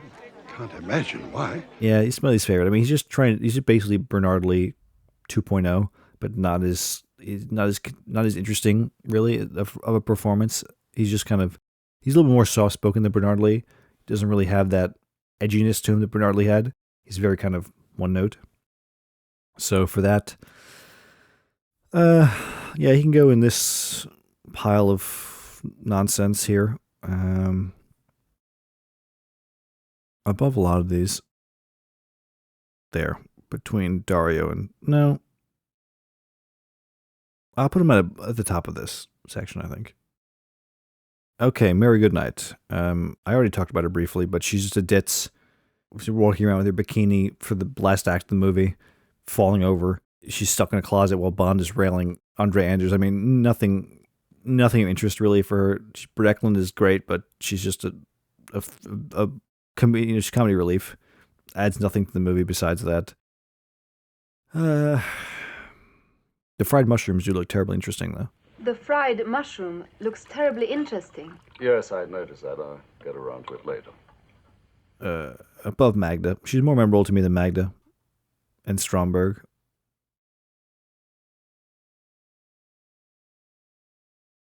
Yeah, it's fine there. Mark Ons Draco. Tracy's father. So, for a very brief moment in time, Bond's father-in-law.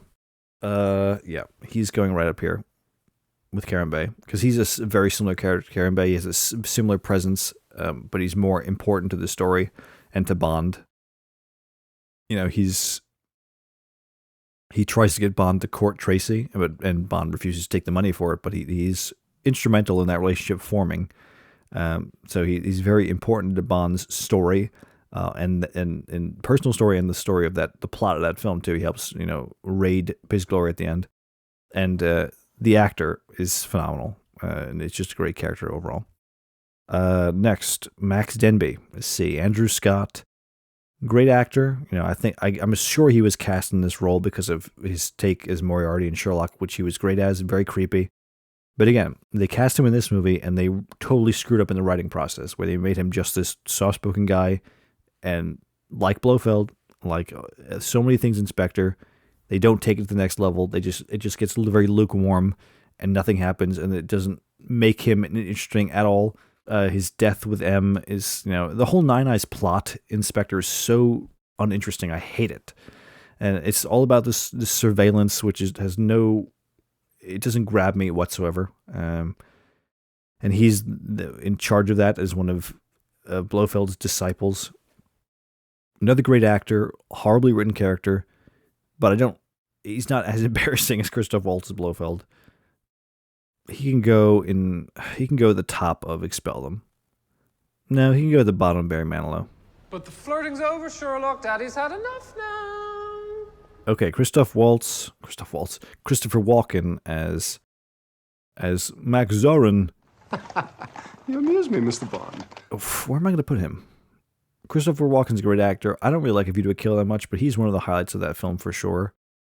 He's a wacky product of Nazi genetic engineering, Nazi steroid testing during World War II, which is a fun backstory for him, and it makes him a psychotic.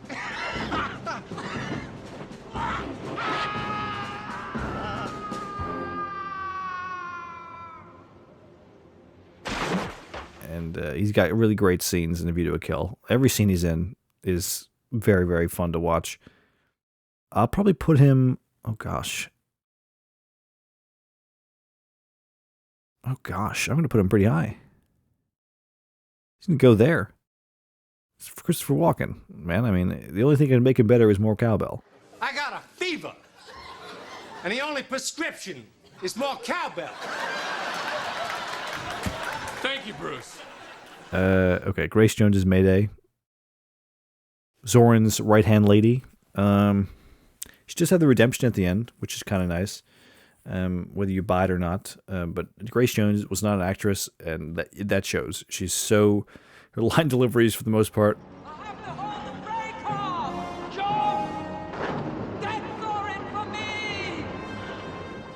It's all very flat, and I hate the sex scene with her and Roger Moore. It is so awkward, but she is so memorable in that film.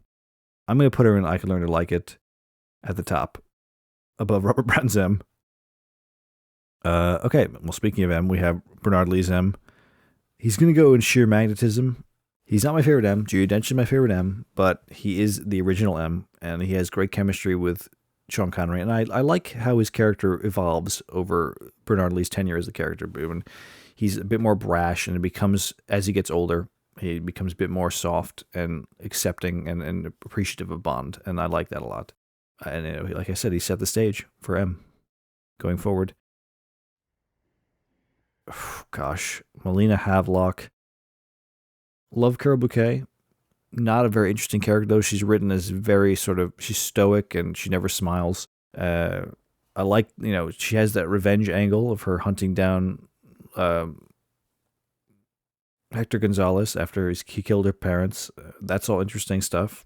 But the performance is kind of bland. I think she's way too young for Roger Moore, too. I don't buy the romance whatsoever. She can go next to Lupe. She's better than Lupe, but not great. Okay, Columbo. Columbo, he's that Bond ally. You're meant to think he's a villain, or you're led to believe he's a villain at first, as the Dove. But you end up finding out that he's the good guy and Christados is the bad guy. It is Christados you want, not me. He's way more interesting than Christados. He's got a much more interesting presence. Good relationship with Bond, good dynamic, convincing dynamic. I love the pistachio nuts gimmick where he uses them. He's always eating them and he uses them as like a sort of tripwire, And I love the fact that he gets to kill Christados at the end. It's a nice payoff. And I think their story together with how they fought in the Greek resistance, all that is interesting. I wish we had gotten more of it, and I wish Kristatos was a better character, and that would have actually elevated Columbo in return. But as it stands, he's good, and Topol is very fun. He's got a great presence. He can go in sheer magnetism, actually. But where in sheer magnetism? There. Milton Crest, Anthony Zerbe. I don't really have that much of an opinion on him. Great actor.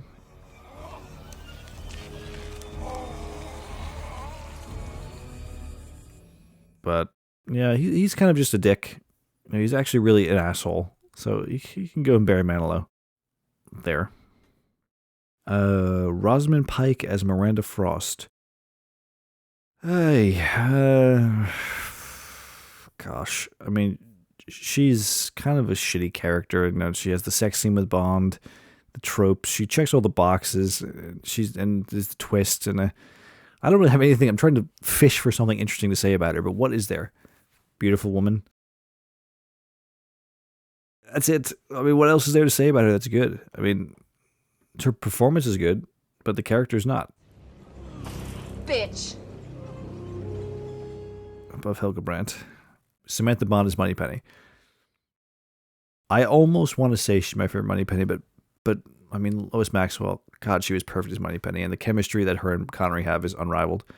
But Samantha Bond and Pierce Brosnan chemistry is, I think, close second. I think she's perfect, the perfect modern Moneypenny. She has this talk about the sexual harassment. She's sort of that was the first time Bond ever touched that sort of thing. This sort of behavior could qualify as sexual harassment. Really? And they did it in a very classy way. It's sort of a joking way, but it is mentioned, and that is fitting for a modern interpretation of the Moneypenny character. And I think, but they still have that playfulness. They have that scene, "The World Is Not Enough," with the cigar. Oh, Moneypenny. The story of our relationship. Close, but no cigar. So she's going to go to sheer magnetism. Right here.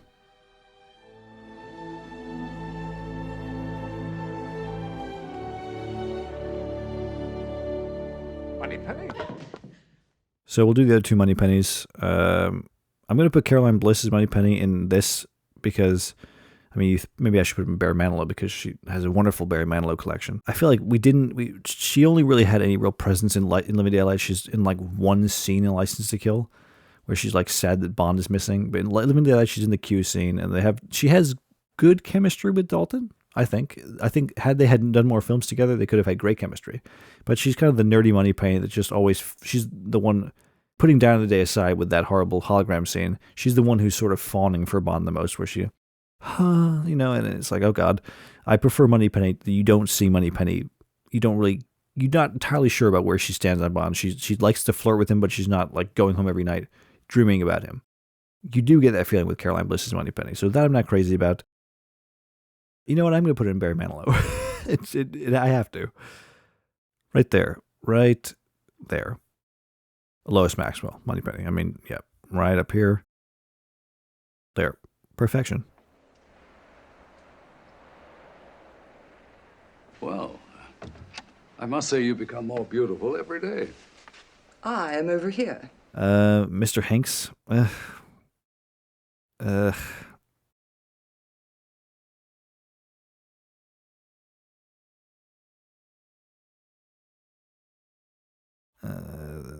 Right there.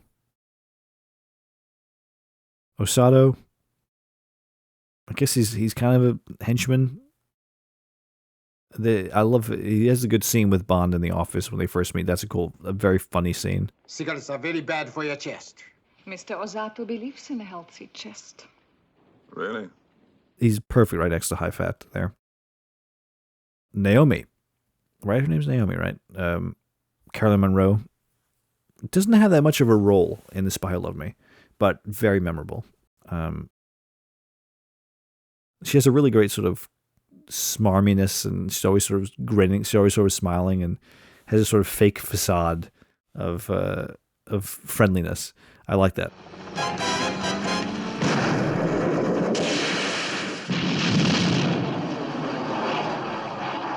She can go sheer magnetism. Right there with Lucia. Necros. Henchman. I mean, he has the great stuff, the milkman stuff. I love all that. He's throwing the milk bottles. And he has the phenomenal action sequence with Bond. He's used a lot in Living Daylights. And the scene where they're hanging out the back with the bags of opium. And that's the net. That's a really great action sequence. He's used in some really great action sequences. I'm actually going to put him in I Could Learn to Like It. Right next to Dario. He's another good henchman. I mean, this is the creme de la creme of henchmen right here, Knick Knack. Yeah, I mean, he's sheer magnetism for sure. Right with Baron Samedi, I think he's equally as iconic as Baron Samedi. And Hervé Villechaize is a lot of fun, and I know he had a lot of fun making the movie. Maybe a bit too much fun. Naomi. This character, I mean, she has an interesting arc where she's a dick to Bond, and then she ends up sort of coming around to him, and she asks to have him get the 007 number back. But I don't think she really adds, I don't really like her in No Time to Die. She doesn't add that much. I do like seeing Bond with another MI6 agent working actively. That's cool. But I don't think I don't ever really like her as a character, even after her redemption. So she can go in Barry Manilow. Right there next to Caroline Bliss's Moneypenny. Next we have Octopussy. Definitely the better of the two Maud Adams roles in Bond. Love her chemistry with Roger Moore. I think Roger Moore's the best Bond girl for Roger Moore was easily Octopussy. And I like the backstory with her father in Bond. That Bond essentially gave him an honorable death, or allowed him to have an honorable death. So she can go in sheer magnetism. She can go right there in sheer magnetism. Oddjob. I mean, he's got to go with Jaws, right? He's got to go next to Jaws. Is that same... I'm actually going to move him and Jaws down here, because I don't like them as much as these characters, but they have to at least go in this top tier just for their iconography. Next we have Paloma. Oh, God. I want to put her right at the top, but because of how much I love Ana de Armas, but she can't. She can go to the second from the top. She's so gorgeous. She's so much fun. When Bond meets her, she totally throws him for a loop with how wacky she is, and she's got no experience yet. She's a total badass. This is going to go brilliantly. I know. I've done 3 weeks training. Everybody talks about the Cuba scene, No Time to Die, being a highlight of the film, and it really is. It's that wonderful burst of energy of a sort of older age of Bond, more like a Roger Moore era, where it's just sort of fun and it's not taking itself too seriously. And I love that. And a lot of that is to do with Ana de Armas as Paloma. But she's not really that much better than most of these characters. Actually, she can go here after Michael Kitchen as Tanner. You were excellent. You too. Okay, Pam Bouvier, Carrie Lowell. Kind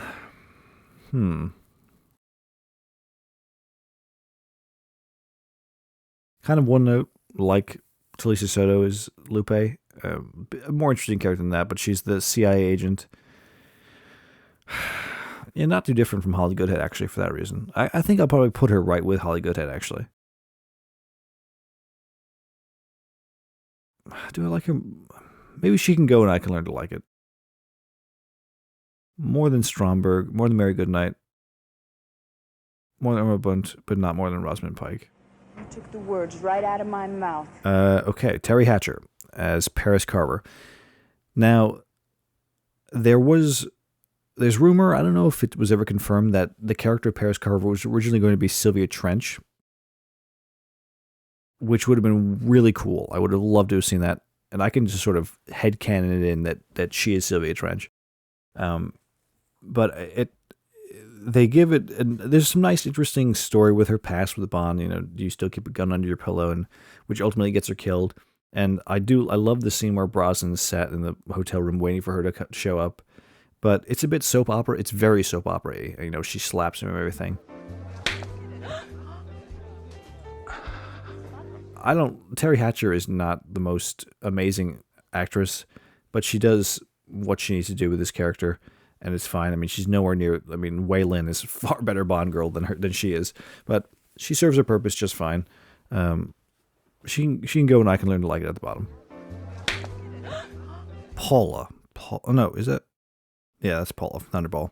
A sort of a Bond ally, but doesn't really make much of an impact, unfortunately. She also, the actress, Martine Beswick, also plays one of the gypsies and the gypsy fighter girls in From Russia with Love. But yeah, Paula, she gets just there to get killed, really, so I'm not going to rate her good or bad. She can go in this bottom tier here.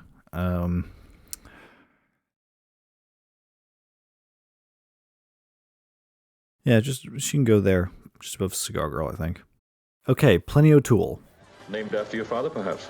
Lana Wood is fun. She's, you know, bright, starry-eyed, but she's kind of a hooker in this film, in Diamonds Are Forever, which is a bit weird to me that Bond even entertains the idea of sleeping with her, which he almost does before they're interrupted by Tiffany. Hey, listen, you can't do this to me! Stop that! I've got friends in this town! But yeah, a useless character. She's tossed out the window and then she's found dead. She's found dead in the pool, which makes no sense because they cut a very important, a crucial scene from the film that would have explained why she's there, but instead they just find her in the pool, dead for no reason.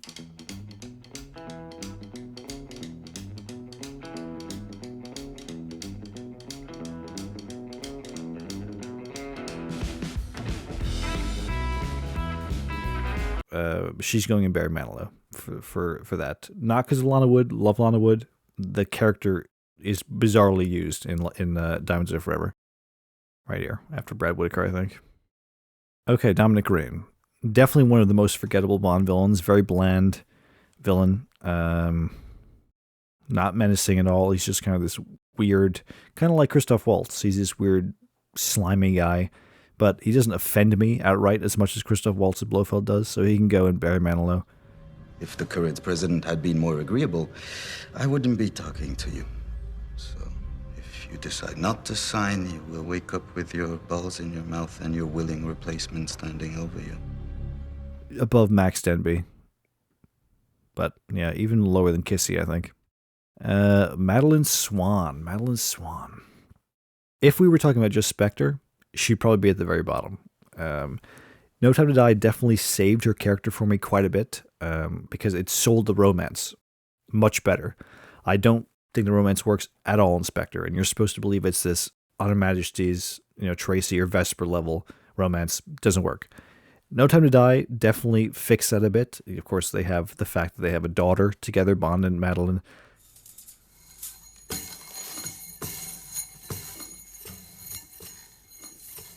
And just the character's better written in No Time to Die. In Spectre, she's so, you know, she's kind of tough, but she doesn't really have any interesting character traits or compelling aspects to her. She's just kind of tough for the sake of it. And for some reason, in Spectre, she has no chemistry with Daniel Craig. I don't know why that is, but something about it works better in No Time to Die. I guess it is just the writing, I guess. I still don't love her. I think if I were ranking all the Bond women, she'd be somewhere in the middle, probably. So I'll put her in I Could Learn to Like It. Just, I don't think she's bad. I love Lea Seydoux. Great actress. Just not a great character, though. She can go higher than a lot of these. There. Yeah. No, above Domino and Dr. No. Okay, at the top of this section. Yeah, the top of that section, I think. Who got Robert Carlyle as Renard. Victor Zocas. I couldn't remember his name. Victor Zocas, a.k.a. Renard, the anarchist. He's initially, you're meant to believe he's the main villain of The World's Not Enough, but he ends up being a henchman who's essentially a pawn of Elektra, which I like. He's her capturer, he's a kidnapper, but then the Stockholm syndrome, which affected Elektra, made her align with Renard, and then essentially he became her. They sort of swapped roles essentially, where she became the mastermind, he became the controlled one. But the character himself, like, that is interesting, the backstory, but him in the movie is really not. I find him to be very forgettable. Love Robert Carlyle, phenomenal actor, boring character. Oh, gosh. Yeah, he can go below Stromberg, I think. Pussy Galore. My name is Pussy Galore. I must be dreaming. I mean, yeah, Pussy Galore is, oh gosh, probably to the top, maybe? Whoops. Not there, that's for sure. Yeah, she's one of the greatest Bond girls. So iconic. Gives Bond a taste of his own medicine. She's tough. And Bond even kind of sways her from being a lesbian, I guess. That's the case in the book. Or no, is that the case in the book? I can't remember. But I love Honor Blackman. One of the feistiest Bond women, and I love that about her. Oh, Q. Both Qs are going to this top of this. Just don't even expect otherwise. It's Desmond Llewellyn. I mean, he's got to go here with Judi Dench. I mean, I almost want to put him at the top, but I love Judi Dench so much. But I love Desmond Llewellyn. Yeah, I mean, he was Q from 1963 to 1999, and what a presence he has, and with all the Bond actors, even Lazenby, he has chemistry with, and that's a testament to Desmond Llewellyn's amazing on-screen persona. I mean, what a fun presence. Haven't seen him in anything else, but it doesn't matter because as Q, he's iconic and incredible, and so has Ben Whishaw Q. But I don't think I like him more than any of these other characters. But I love the reinvention for the Craig era of all of them that they reinvented. Moneypenny and M and Q. Q is the most effective, I think. The fact that they made him this young guy, stroke of genius. That scene where they're meeting in the museum, perfect. Sets up their relationship perfectly. And he's wonderful. Ben Whishaw is phenomenal as Q. I pray that he comes back as Q. Probably won't, unfortunately, but I really, really would love it if he did. Quarrel? We don't get nothing out of this gal. You want for me to break her arm? I almost want to put him at the bottom, but he is important to the film, to Dr. No. He has this scene where he gets killed by the dragon. And he's got kind of fun. I like his dynamic with Bond. So for that, he can go in I Could Learn to Like It. Yeah, we like the Boris-ish, Felix-ish characters there, I think. R. We have R. I love John Cleese. Huge fan of John Cleese. But I don't think they utilized him in a very good way. I mean, they essentially just made him Q again. I wish they had made him, I guess they do incorporate a bit of John Cleese's wit into it, which they needed to. Ah, yes, the legendary 007 wit. Or at least half of it.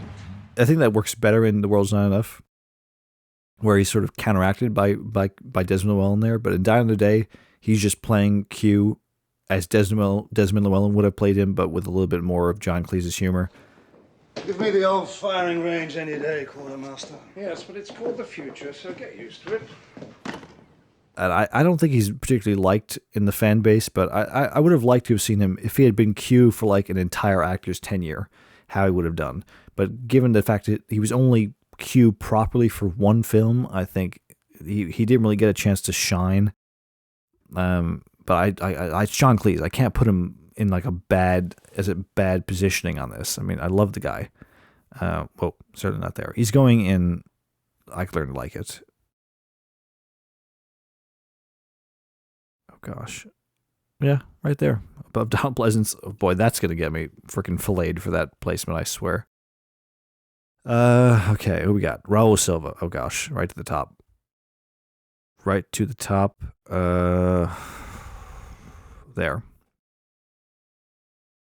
Probably my favorite Bond villain. I haven't done a ranking of the Bond villains. Maybe I'll do that someday. But, I mean, boy, what a presence. What a great actor Javier Bardem is. But the presence he has, the scene where you first see him walking towards the camera on his island, his abandoned island. He's talking about his grandmother and the rats and the coconut and the boop, boop, boop, boop, boop, one by one. What an incredible monologue that is. I mean, that is one of the most memorable villain scenes in all of Bond. His scheme is very contrived. Skyfall is like that. There's a lot of plot contrivances in Skyfall, and the fact that he knows all these little things are going to happen. But put that aside and just look at him for his performance. Outstanding. Just as I had imagined. Easily one of the best villain performances in all of Bond. And the relationship with M, I like. I like that it's a relationship with M and not a relationship with Bond that makes it more personal for her. Which, I love. That's another reason why I liked Electra King so much. Is I like it when they tie it to M, but it does kind of bother me when they tie it to Bond so often these days. I'm sick of that trope. Red Grant. Red Grant. He's the first of the blonde, muscular, tough guy henchmen, but he's more than just a henchman, though. He is closer to a primary villain. I would say Rosa Klebb is the primary villain from Russia with Love, but he's like kind of her cohort, but also kind of works under her. But he has the fight scene in the train. Excuse me, the fight scene in the train is so great, so rough and gritty. One of the best fight scenes in Bond, honestly. He's going in sheer magnetism. Where, though?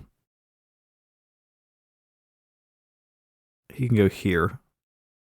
With Telly Savalas Blofeld, I think. Renee Mathis. Love him in Casino Royale. And I hate what they did with him in Quantum. I hate that Bond throws him in the dumpster. Is that how you treat your friends? He wouldn't care. I always feel bad for him that he's the scapegoat in Casino Royale, even though he did nothing wrong. Your friend Mathis, really my friend Mathis.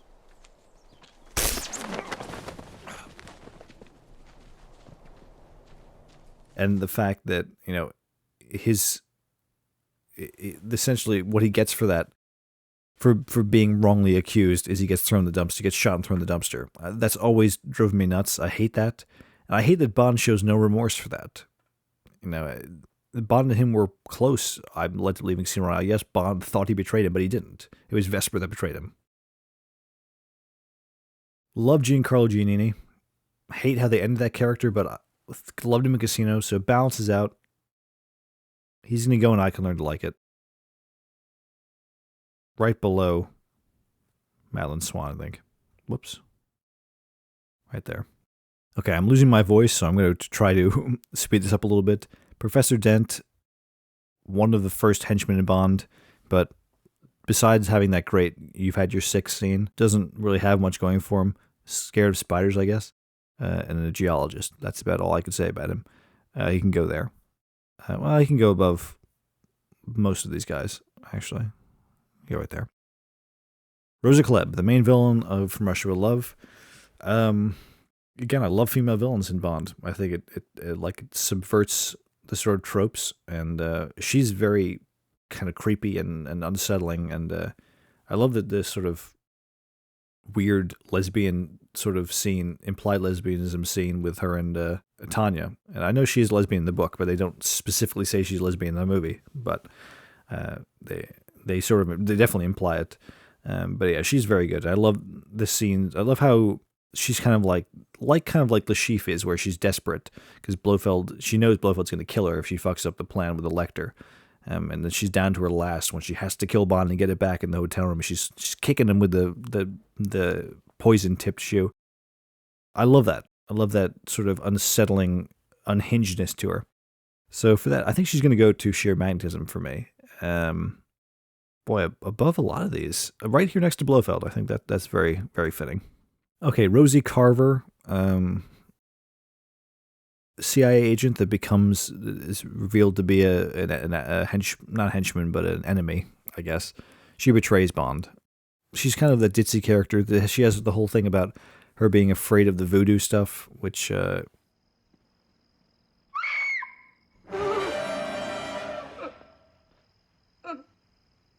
it doesn't really do anything for me. I don't care at all that she's killed. I'm going to put her in Barry Manilow, above Denise Richards there. Ruby from Unmanaged Secret Service, one of the most prominent angel of death. I think I'm going to put her in the unranked section because what do I really have to say about her? She's got an allergy to. Is she the one who has the chicken allergy? I think. Delicious. I used to hate chicken. This would make me break out, but all over. You'd be surprised where. She sleeps with Bond. You know, but that's essentially what ends up foiling Bond's plan. There's not much to say about her. She can go here with more interesting than Paul, I think. She can go there. Solange. She's going to go right up here with Monica Bellucci. Right there. I don't like how she's killed off so quickly.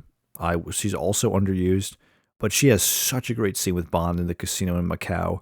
She's talking about fear, and then Bond's reading her past on her wrist, essentially.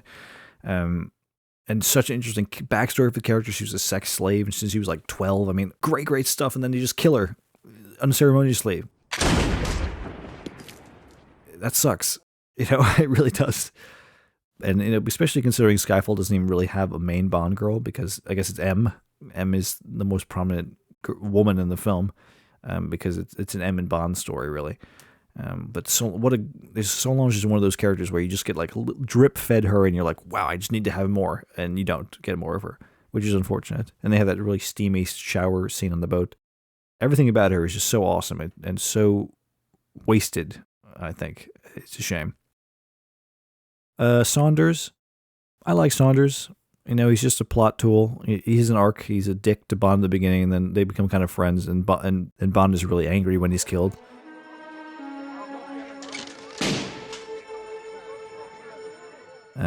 He can go, and I can learn to like him, to like it. He can go here right after Jeffrey Keane. Who the hell? Oh, is that Timothy Havelock? Wow. What does he have to offer besides his parrot? Well, really, Mr. Bond. Yeah, he's not going to be a character I rank. I mean, his death is important to the story because it fuels Melina's revenge mission. But aside from that, actually, that's not true. And his research about the St. George's, the sinking of the St. George's, that's important too. But still, character-wise, nothing to offer. Just plot-wise. Give you a nut. Yeah. Okay, Katarina Monroe as Solange. A similar character to Severin and Lucia. She has more screen time, I think, than those two, though. She's a bit more involved. But she really is a similar... I mean, she's in a relationship with a villain. You know, it's pretty much the same character. She's the secondary Bond girl. She's not as gripping to me as these two, though. She's going to go just below. Solitaire. I love Jane Seymour. I love the mystery about whether, you know, she's got the mystical power that was passed on from her mother of the fortune telling, that, you know, is that real or is it not? And then Kananga can essentially take it away when he wants it by sleeping with her. But I don't particularly like the fact that she's a virgin and that Bond takes her virginity. It's a bit scummy of Bond, and the fact that Roger Moore's like twice her age makes me a bit uncomfortable, but there's moments where there's that fatherly dynamic developing, which works for me, but then they sleep together, and then that kind of So, but I like Solitaire a lot. Jane Seymour's very interesting. I love her outfits. Let me just look at this one. But she's going to go in sheer magnetism, but probably towards the bottom for me. Yeah. Above Katarina Monroe. Or Caroline Monroe, rather, excuse me. Oh yeah, Caroline Monroe, Katarina Monroe, right? Oh boy. Stacey Sutton. Don't leave me! Jane!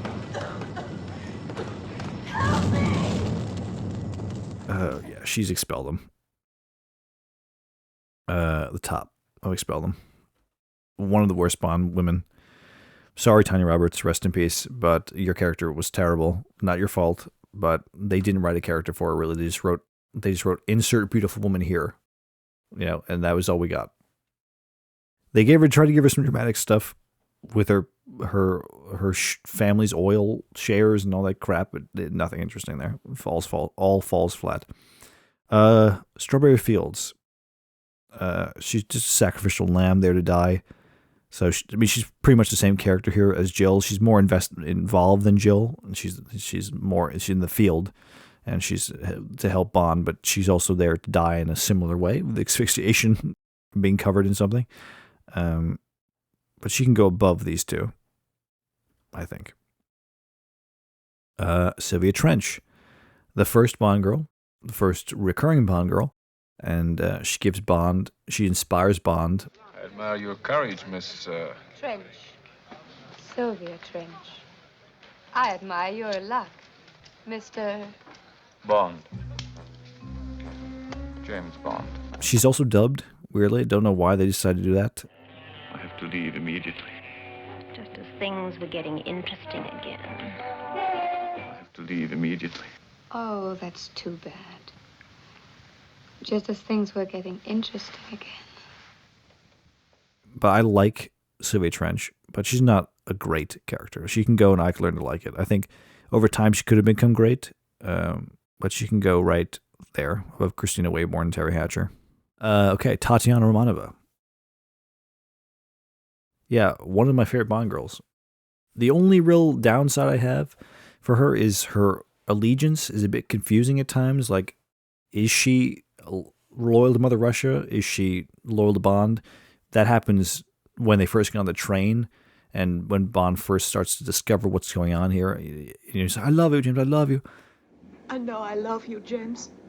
I love you. Just tell me. I love you, it's true. But is that all a facade, or is she being genuine there? Like, at what point does she switch to being on Bond's side? I don't really know. But I do like her and Connery a lot. I think they have great chemistry. And I like the fact that she's, like Kara, is just this sort of everyday girl that gets roped into this huge scale event, out of nowhere. But she plays it off much better than Kara does. So I will put her above Kara. Yeah, and just below Camille. That's perfect, actually. Between Camille and Kara. Teehee.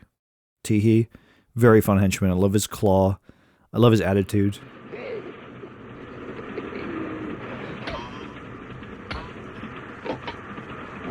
Yeah, I don't have that much to say about him. He locks Bond in with some alligators. Got over careless with him some time back, and he took my whole arm off. Well done, Albert. He can go, and I can learn to like it. Oh, no, he can go. Yeah, he can go toward the top if I can learn to like it. There, above Mayday. Tiffany Case, Jill St. John. Oh gosh, I love Jill St. John. I love the fact that she loves having been a Bond girl, but I don't like the character. I hate what she becomes towards the last half of the film, where she becomes an idiot. She goes from such a great character, a smart character in her own right, to being a total ditz. Tiffany, my dear, we're showing a bit more cheek than usual, aren't we?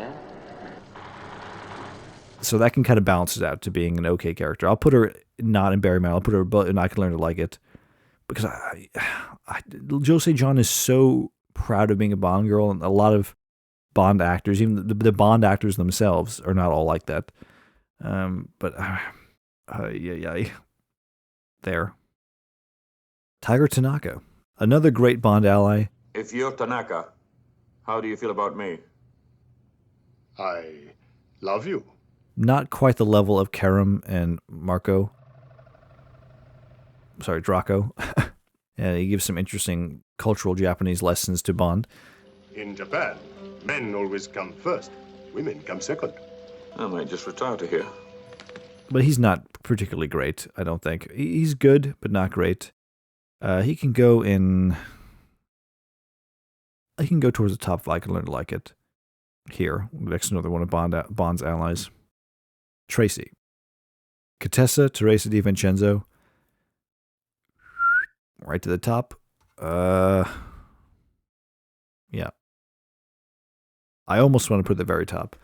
My favorite Bond girl of all time, Diana Rigg. Stunning, incredible actress. Carries on Her Majesty's Secret Service slot for me. All the scenes where she's with Lazenby, she's carrying those scenes because he's a totally inexperienced actor versus her, who's a thespian. She just totally makes that movie for me. I think if they didn't have her, that movie would not be as great to me as it is. She's absolutely pitch perfect, and I love her death. I know that was originally planned, or they considered it being the opening for Diamonds. Having that be the end of Majesty's is just so perfect, and seeing the credits roll over her head, over her bloodied head with the crack in the glass. Boy, that's so effective, and it's particularly effective because you've just spent the whole movie loving that character and growing to love that character, and that's a lot to do with Diana Rigg.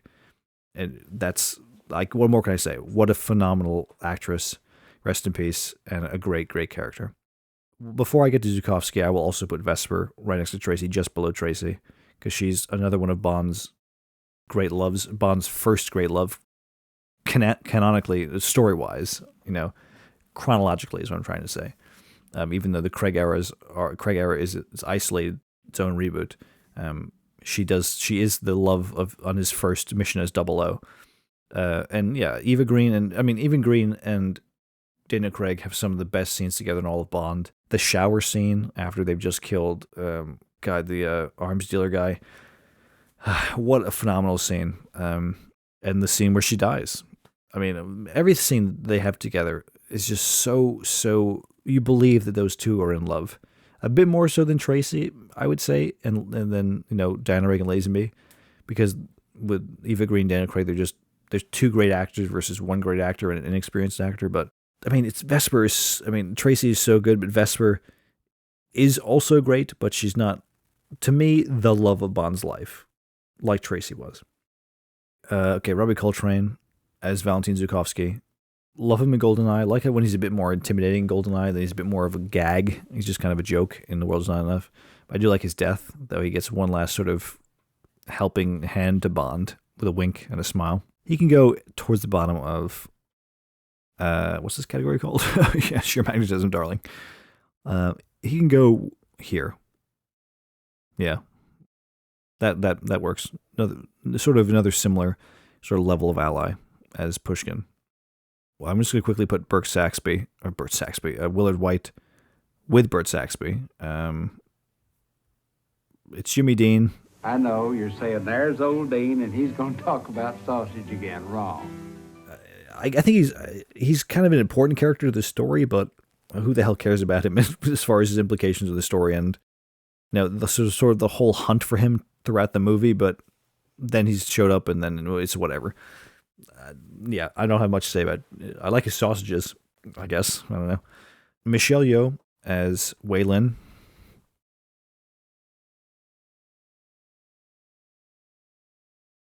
Right there, next to Pussy Galore. One of my favorite Bond women. She's one of the toughest, most capable Bond women. Love her.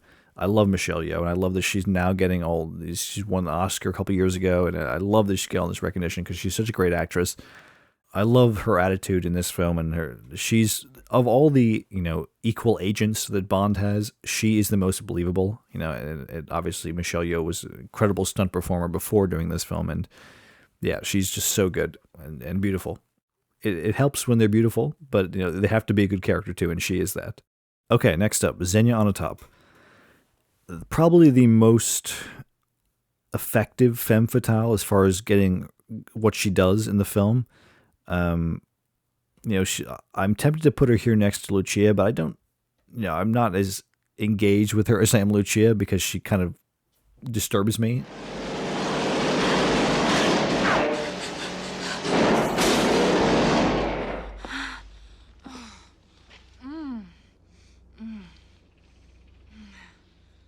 Which is what she's supposed to. But for that, I'm gonna knock her down to sheer magnetism. The whole thing of her squeezing guys with her thighs.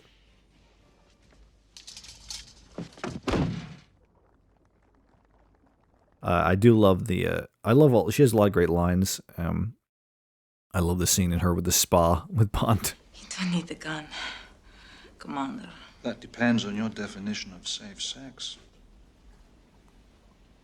She can go here next to Hervé Villechaize, another henchman. Zhao, don't like. I don't like the whole gene therapy thing. Stupid. Yeah, he's annoying the whole movie. Sorry. And the diamonds in his face is really stupid. He can go in Barry Manilow. You can go with Hinks, another henchman.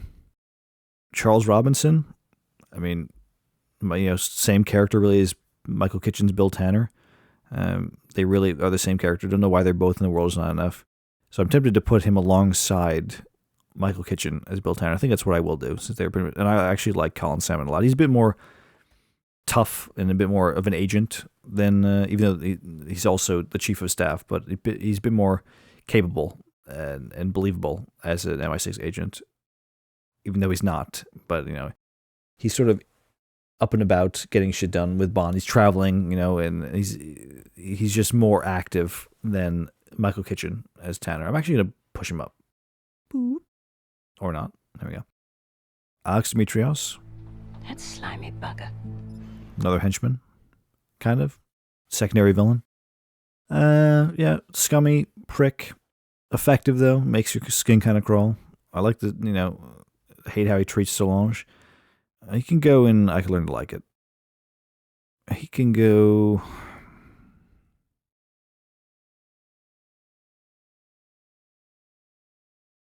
Go there, Bub Dario. We got next, Mr. White. Mr. White, gosh, of all the Bond villains, he's probably had the most lasting implications because his daughter had a baby with Bond, but he's in 3 of the 5 Craig films, and he is really, if you think about it, the biggest bad in Casino Royale.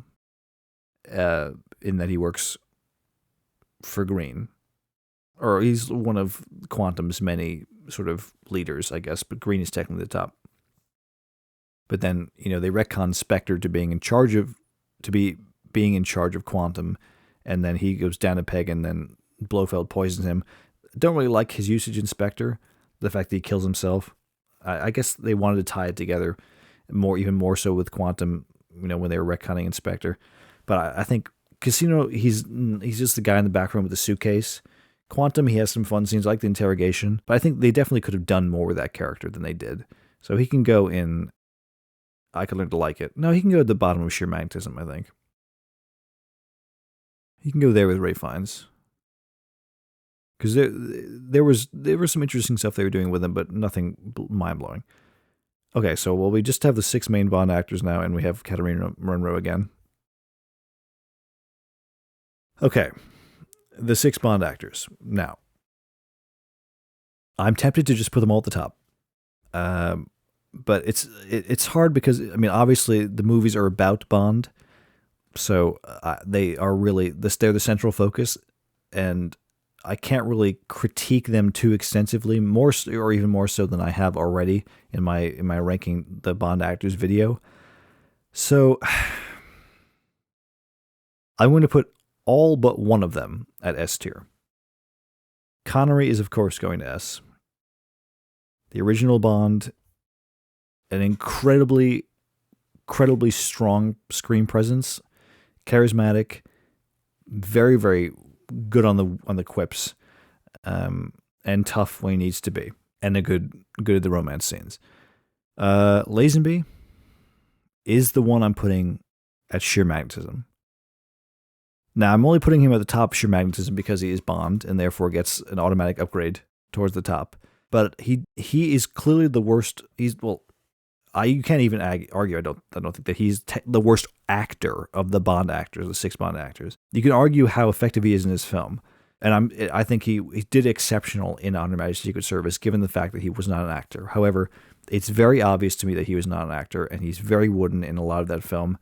But I do appreciate the fact that he is a very real character. He feels like a real person, whereas a lot of the other Bond actors at times can feel like sort of supermen. Lazenby feels like a human being, but he's nowhere near, in my opinion, the league of the other 5 actors. So yes, the other 5 are all going in S. Moore, Dalton, Brosnan,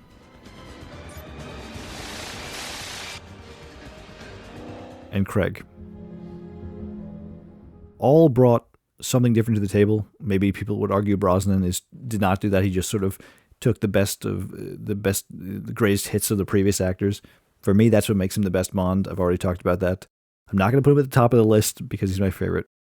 I think the grouping of those 5 actors, just with Lazenby just outside, are the highlight of the Bond franchise, obviously. Otherwise, the franchise wouldn't exist if it didn't have these amazing leads.